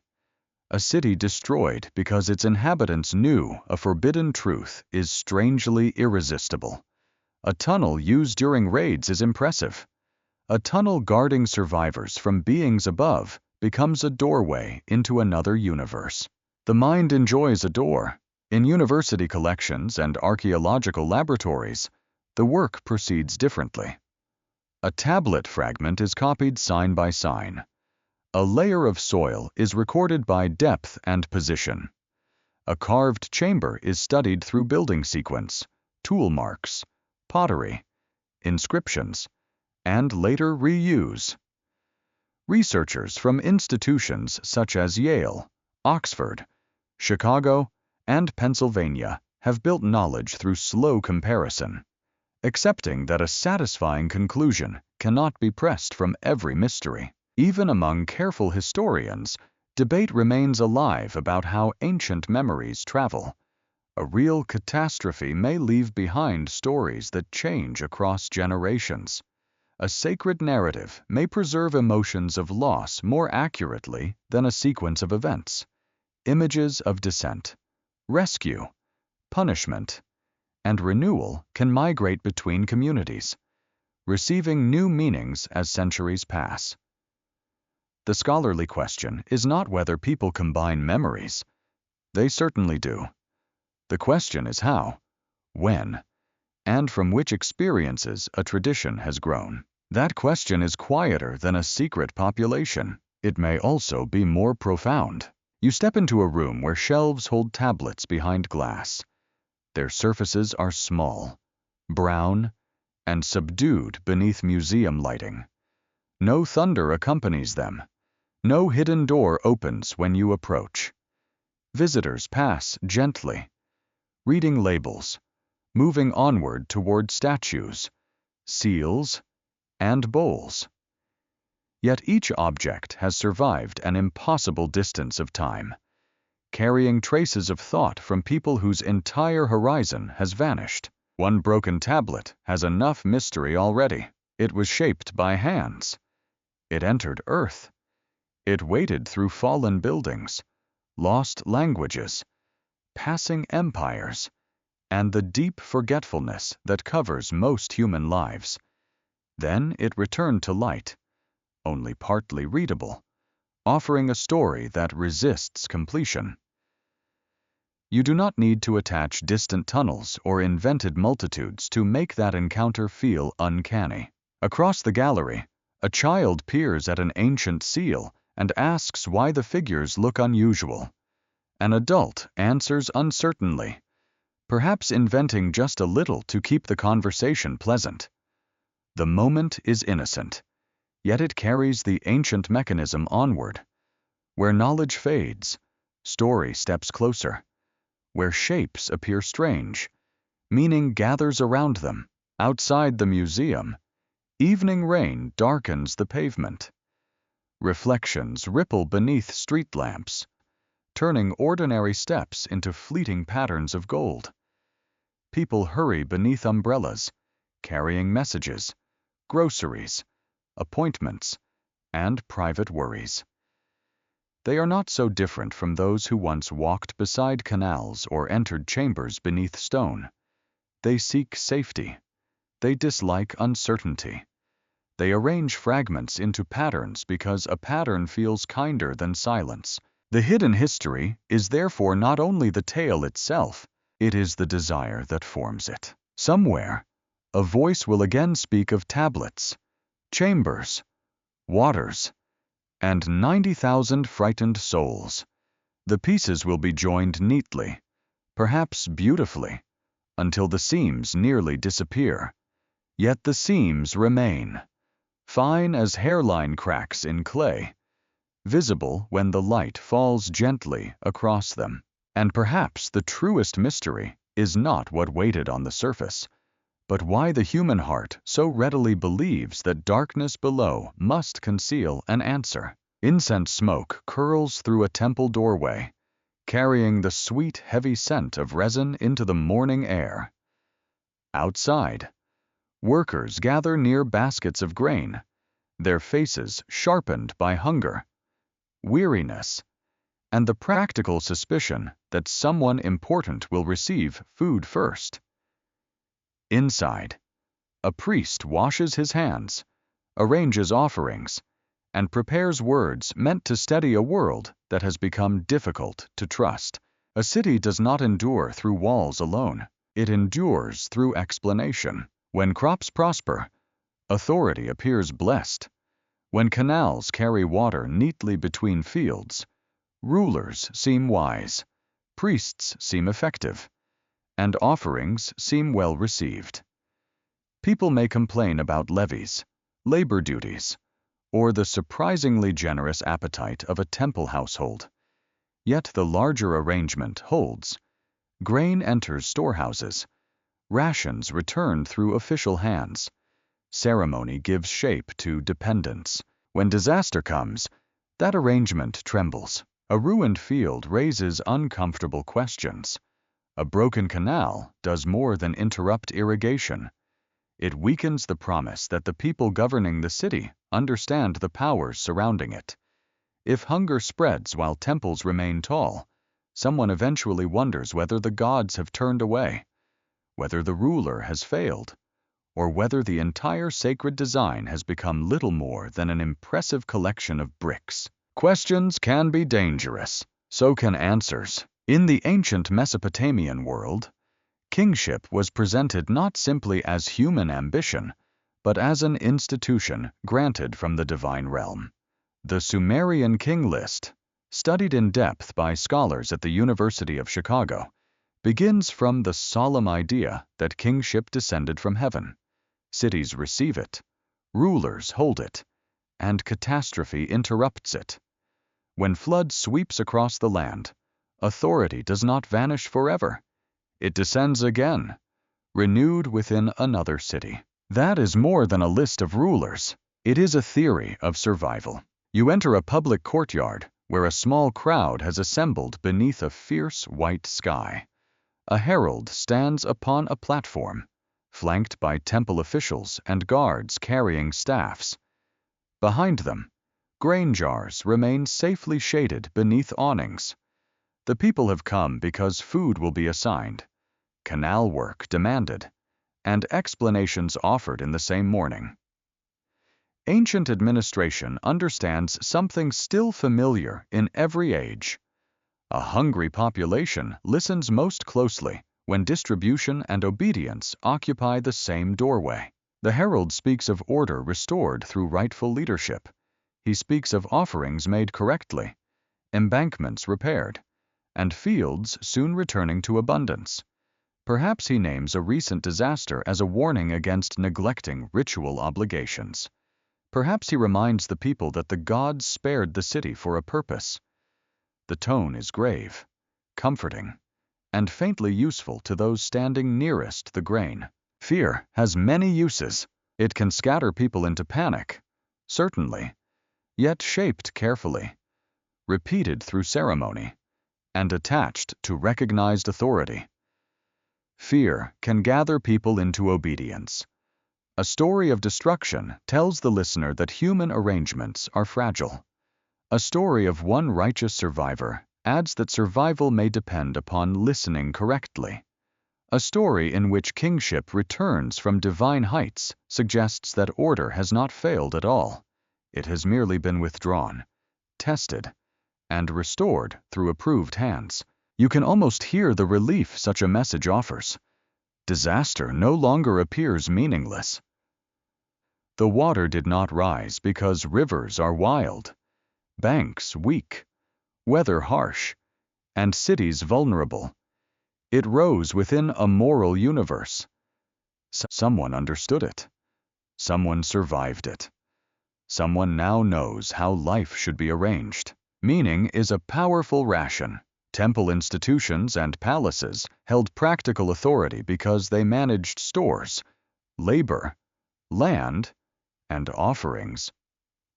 Clay records from ancient southern Mesopotamia show immense attention to distribution and work obligations.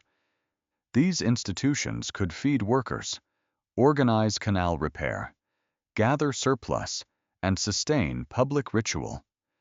Their authority was visible in jars of barley and teams of laborers, not merely in elevated language. Yet language protected the jars.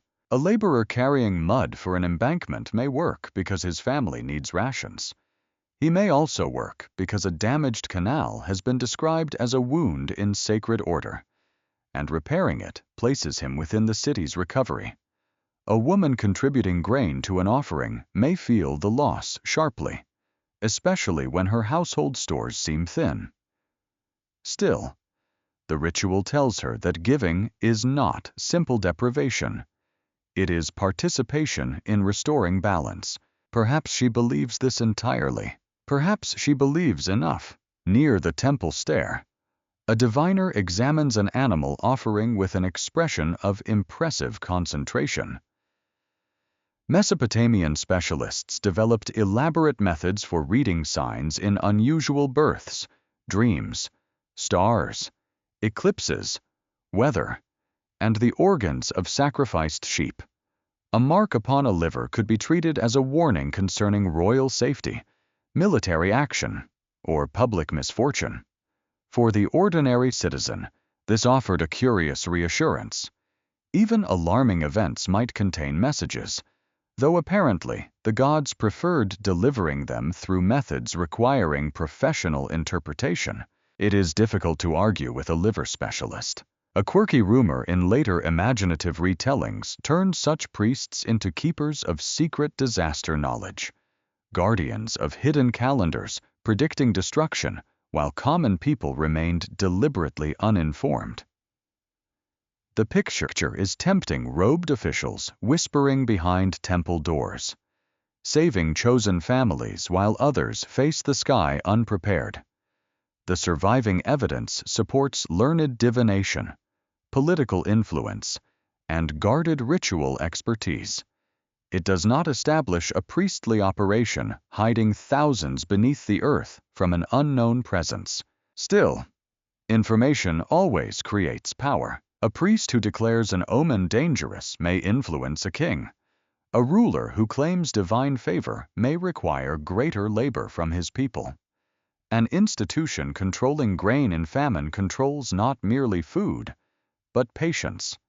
This does not require cynical villains smiling over suffering. Many officials may genuinely have believed the sacred order they served. Human beings are entirely capable of protecting power while also believing they protect the world. In a quiet chamber, a scribe presses formal words into a tablet. His composition places cities within divine intention, destruction within cosmic decision, and renewed kingship within the return of order. He is not recording the fear of every household. He is preserving the version of disaster that a trained tradition considers meaningful. His writing does not need to invent suffering.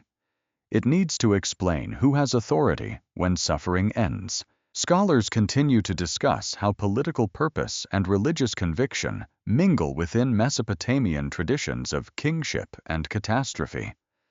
Some interpret the king list as an ideological work presenting rule as one continuous institution, moving from city to city under divine approval. Others emphasize that such texts also preserved cultural memory, shaping genuine anxieties about unstable cities, lost dynasties, and repeated environmental danger.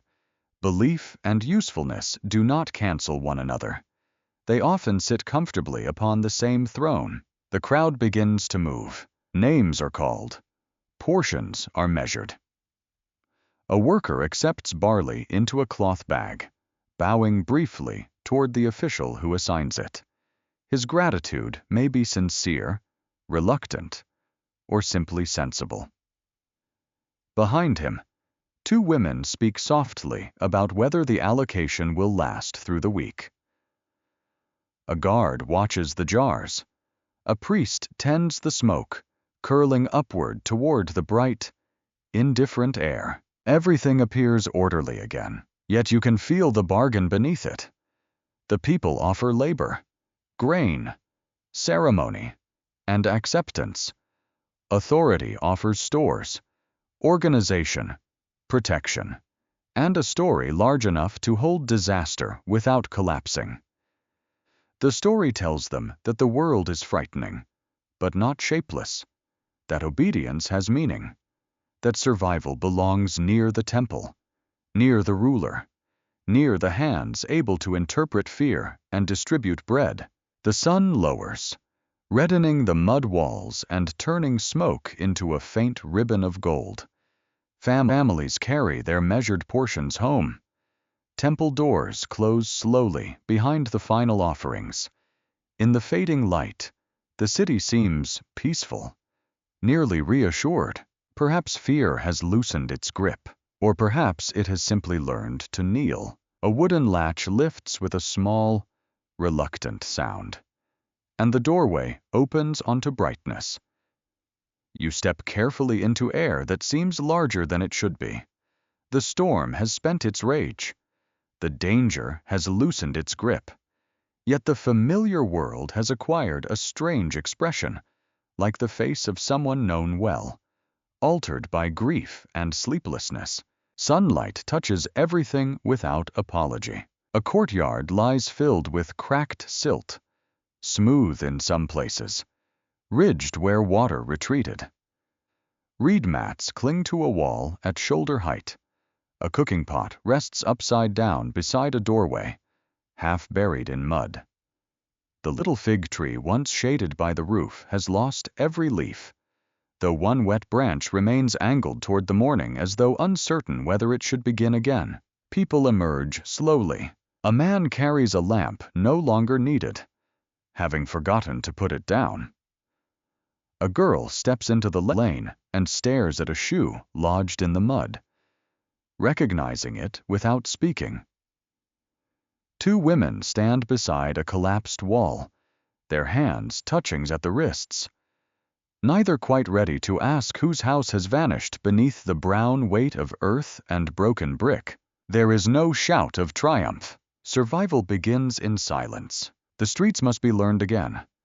A familiar turn is blocked by fallen masonry. A neighbor's doorway opens onto nothing but wet debris.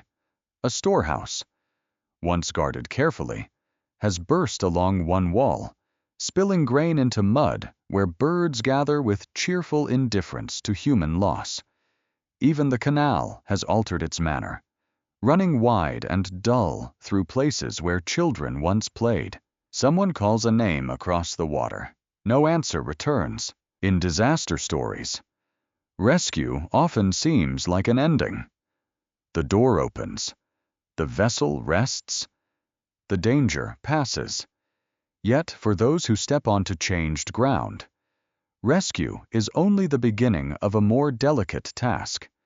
They must decide where to sleep, what can be eaten, whose absence must finally be accepted, and how a life built from repeated habits can continue when its setting no longer remembers those habits properly. A woman kneels beside an oven softened by water.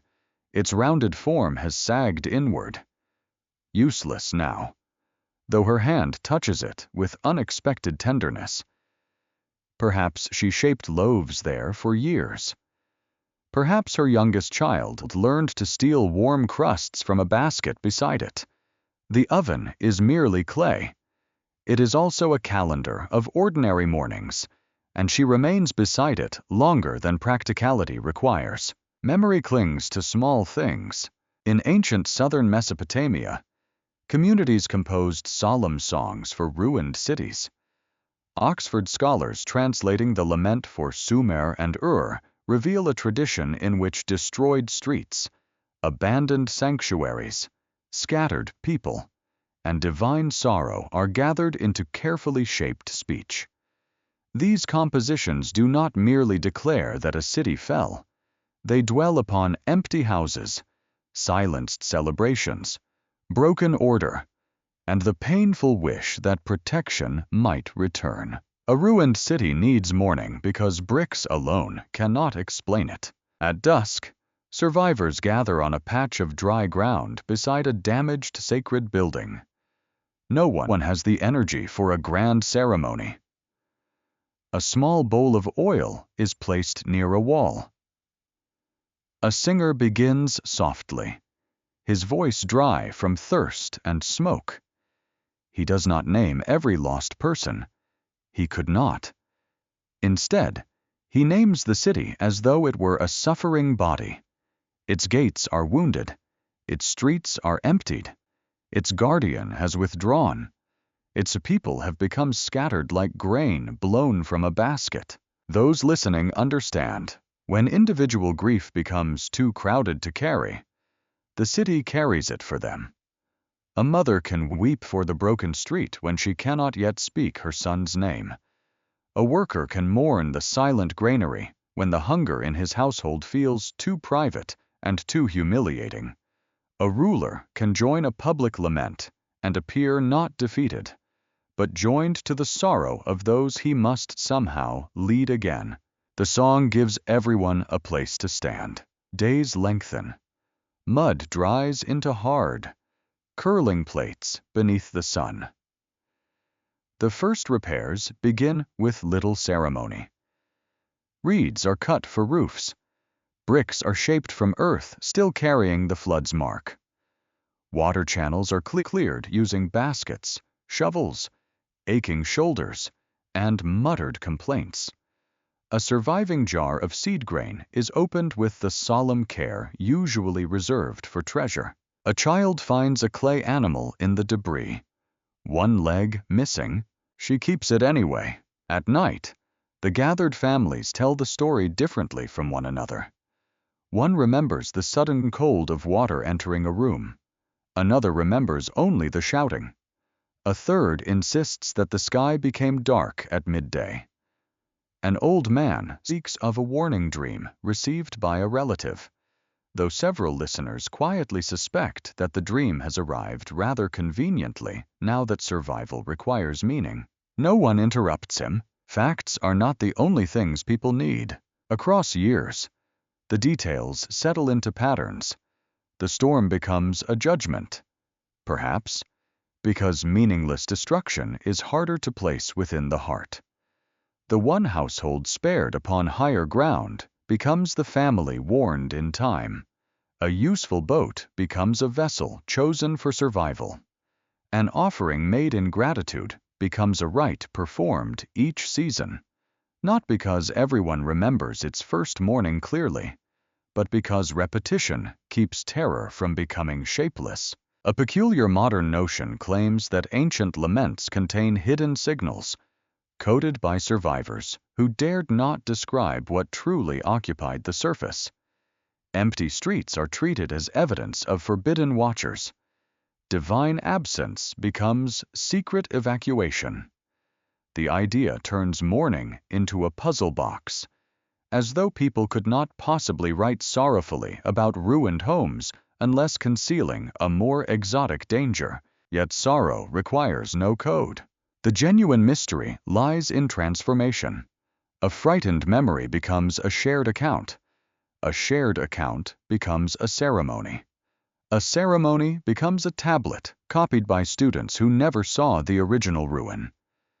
Their reeds press grief into clay with practiced hands, preserving not the wet clothes, shaking fingers, or smell of spoiled grain, but the dignified form a community gives to its wound. Scholars still differ over how closely these city laments preserve particular historical devastations. Some read them as literary responses to real political defeats and ruined settlements. Others stress their ritual purpose, their repeated images, and their ability to speak for many losses rather than one. Perhaps a lament does both. Perhaps it begins in a city's suffering and grows large enough to shelter the sorrows of people living far from the first fallen wall. The singer's voice continues beneath the evening sky. Around him, listeners sit upon mats placed over drying mud. A child sleeps against her father's side, still clutching the broken clay animal. Nearby, women distribute a thin meal from a repaired pot. It is not enough to restore strength, but it is warm. Steam rises gently into the cooling air, carrying the scent of grain and smoke over a place beginning, cautiously, to feel inhabited again. Stars appear above damaged roofs. The city has not returned to what it was. It never will.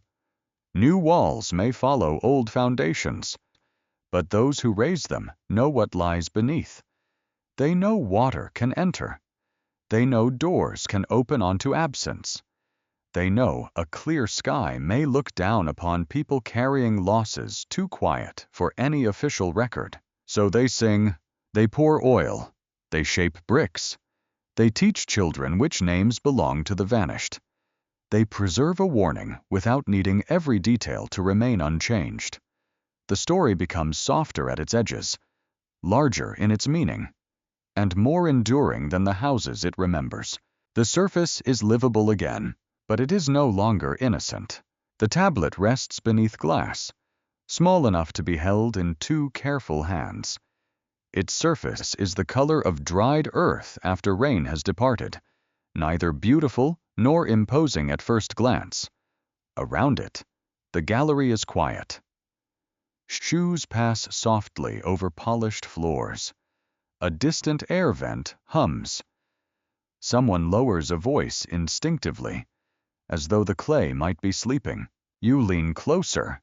There are signs pressed into its surface. Orderly marks carrying a tale of cities. Divine decision. Storm. Survival. And uncertain renewal. There are also breaks. Whole portions have vanished into the long appetite of time. The missing clay has become almost as powerful as the words remaining, because the human mind dislikes an unfinished doorway. It wants to enter. It wants to light the room beyond it. It wants, quite desperately to know what has been lost. Yet the broken edge remains honest. It offers no hidden crowd counted in secret. It reveals no underground nation waiting through an occupied surface. It names no visitor descending from an unfamiliar sky. What survives is quieter and older people living in fragile cities. A remembered flood. A chosen survivor. Divine powers whose purposes remain difficult. And the lingering sense that human order can be swept aside. The museum label is brief, almost severe in its restraint. It gives the object a place, a language, an approximate age, and the title by which scholars recognize its composition. Such labels rarely promise forbidden revelations. They do something nobler. They protect the distance between what is known, what is suspected, and what remains silent. That distance is sacred ground. The surviving Sumerian flood tablet held by the Penn Museum is one of the oldest preserved witnesses to a Mesopotamian flood tradition. Specialists at the University of Pennsylvania and Oxford have examined its signs with the patient discipline required by damaged writing. The tablet does not survive intact, and no responsible reading can make its absent portions speak with certainty. It is a genuine record of ancient imagination, made more haunting, not less, by its limitations. You notice a faint crack traveling through the clay. It does not look dramatic. It resembles the thin lines appearing in a drying riverbank, or in plaster upon an old wall. Yet across that small fracture lies an immense separation. On one side stands the living scribe, seated somewhere under lamp smoke, his reed stylus pausing while he remembers the correct sign. On the other side stand modern listeners, staring into his damaged work and hoping he understood questions they themselves cannot settle. Perhaps he would be surprised by those questions. Perhaps he believed the story served devotion, learning, kingship, or the solemn memory of danger. Perhaps he copied it because his teacher required a clean tablet and a steadier hand. Perhaps he enjoyed the tale, particularly the moment when sunlight finally touches the survivor's vessel. The scribe need not have imagined that distant strangers would search his missing lines for a buried multitude and the terror waiting overhead. Ancient writers rarely realize how adventurous their later readers will become. In another display case, cylinder seals show figures moving among animals, stars, thrones, weapons, and divine symbols. Their scenes are compressed and mysterious to modern eyes. A figure seated before a radiant shape can easily become, in an eager retelling, a witness to impossible machinery. A winged being can become an airborne guardian. A ritual procession can become an evacuation. This is the quirky habit of later centuries. Unfamiliar images are invited to confess to modern suspicions. They seldom do. The tablet draws you back because it does not need such additions. Its true unease rests in its view of humanity. Cities appear, carefully placed within an ordered world. People cultivate fields, honor powers, and live beneath rulers. Then destruction enters the story with overwhelming force. Most lives vanish from the narrative's attention. One survivor receives warning, endures the water, and emerges beneath a reopened sky. That is enough to trouble sleep. There remains a serious discussion among scholars concerning why flood traditions became so central within Mesopotamian literature. Some researchers see inherited memory of destructive inundations repeatedly experienced across low river landscapes. Others see a profound literary structure, using flood to divide the remote beginnings of kingship from the troubled world of later cities. Many allow both possibilities to breathe together. Since ancient stories can preserve environmental fear while also serving religious and political meaning, no final translation dissolves that uncertainty. You walk slowly through the gallery, carrying the story without carrying an answer. A large stone relief occupies one wall, filled with figures whose names are more secure than their private thoughts. A case of bowls reveals how elegantly clay can outlive the meal it once served. Tiny tablets record labor and grain, their numbers still legible, while every voice attached to them has grown silent. This is the strange fairness of archaeology. Great kings and tired workers both become fragments. A royal name may remain, and a child's toy may remain, while the laughter surrounding either one disappears entirely. History keeps what chance permits, not always what affection would choose. Near the gallery exit, you pause once more. The claim of 90,000 hidden people is powerful because it touches something real within you. You understand the wish to descend when the surface feels unsafe. You understand the terror of a danger too large to confront directly. You understand why a missing record seems to promise rescue from uncertainty. A secret line confirming that someone once knew exactly what occurred. But certainty can be a poor substitute for truth. The ancient world does not become smaller when invention is set gently aside. It becomes nearer. Families do not need supernatural hunters to feel fear. A flood entering a courtyard is enough. A ruined granary is enough. A warning heard too late is enough. A city rebuilding upon buried walls is enough to make the earth feel crowded with lives whose endings were never written. Your reflection appears faintly in the glass above the tablet. For a moment, you see your own face layered over the small field of signs. That is how every age approaches the ancient past. It sees the clay, but it also sees itself.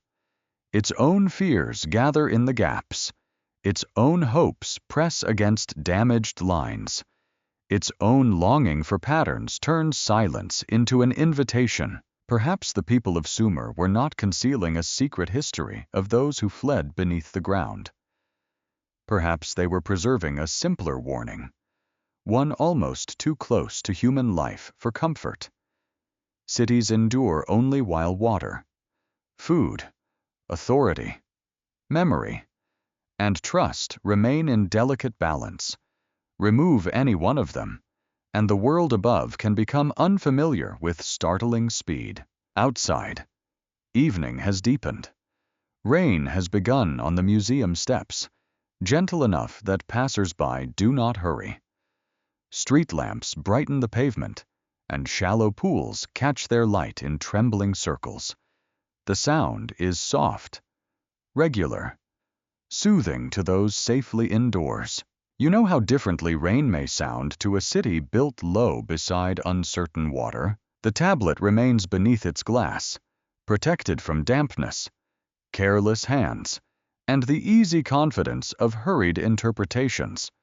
Its broken lines do not surrender an ending. They do not prove a hidden population. They do not explain every fear later generations place upon them. They simply remain, and perhaps, within their silence, the oldest message is also the gentlest, that the past is not obliged to answer every question in order to keep you listening. The rain grows quieter as the gallery recedes from your thoughts. You no longer need to stand beside the glass, searching every damaged line for an explanation. The clay has rested through thousands of nights, and it may rest through this one as well, holding its silence without urgency. Your breathing becomes slower. The river plain softens in the distance. The walls of the ancient city lose their sharp edges, becoming warm shapes beneath a low moon. Canals no longer rise angrily. They lie still beneath reeds, reflecting small points of light. A lamp glows behind one doorway, not as a warning, but as a kindness offered to the dark. There is bread cooling on a mat. There is water in a jar. There is a child sleeping close to the quiet sound of familiar voices.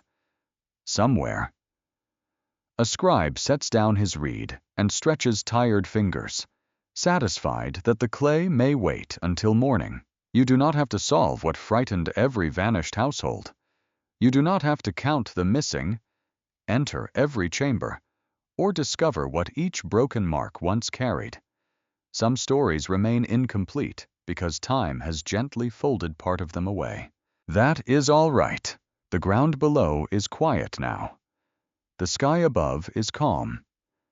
The rain passes softly over roofs, over fields, over the buried foundations of places once filled with worry and hope. Every unanswered question grows lighter as the night deepens, until it no longer presses against you, but drifts beside you like a small boat upon dark, peaceful water. Perhaps the people who preserved these stories wished for exactly this, not certainty, but remembrance, not fear, but attention. A moment when someone far away would hear their world breathing again. Then allow it to fade with tenderness. The lamp dims, the river settles, and perhaps the story is not yet complete.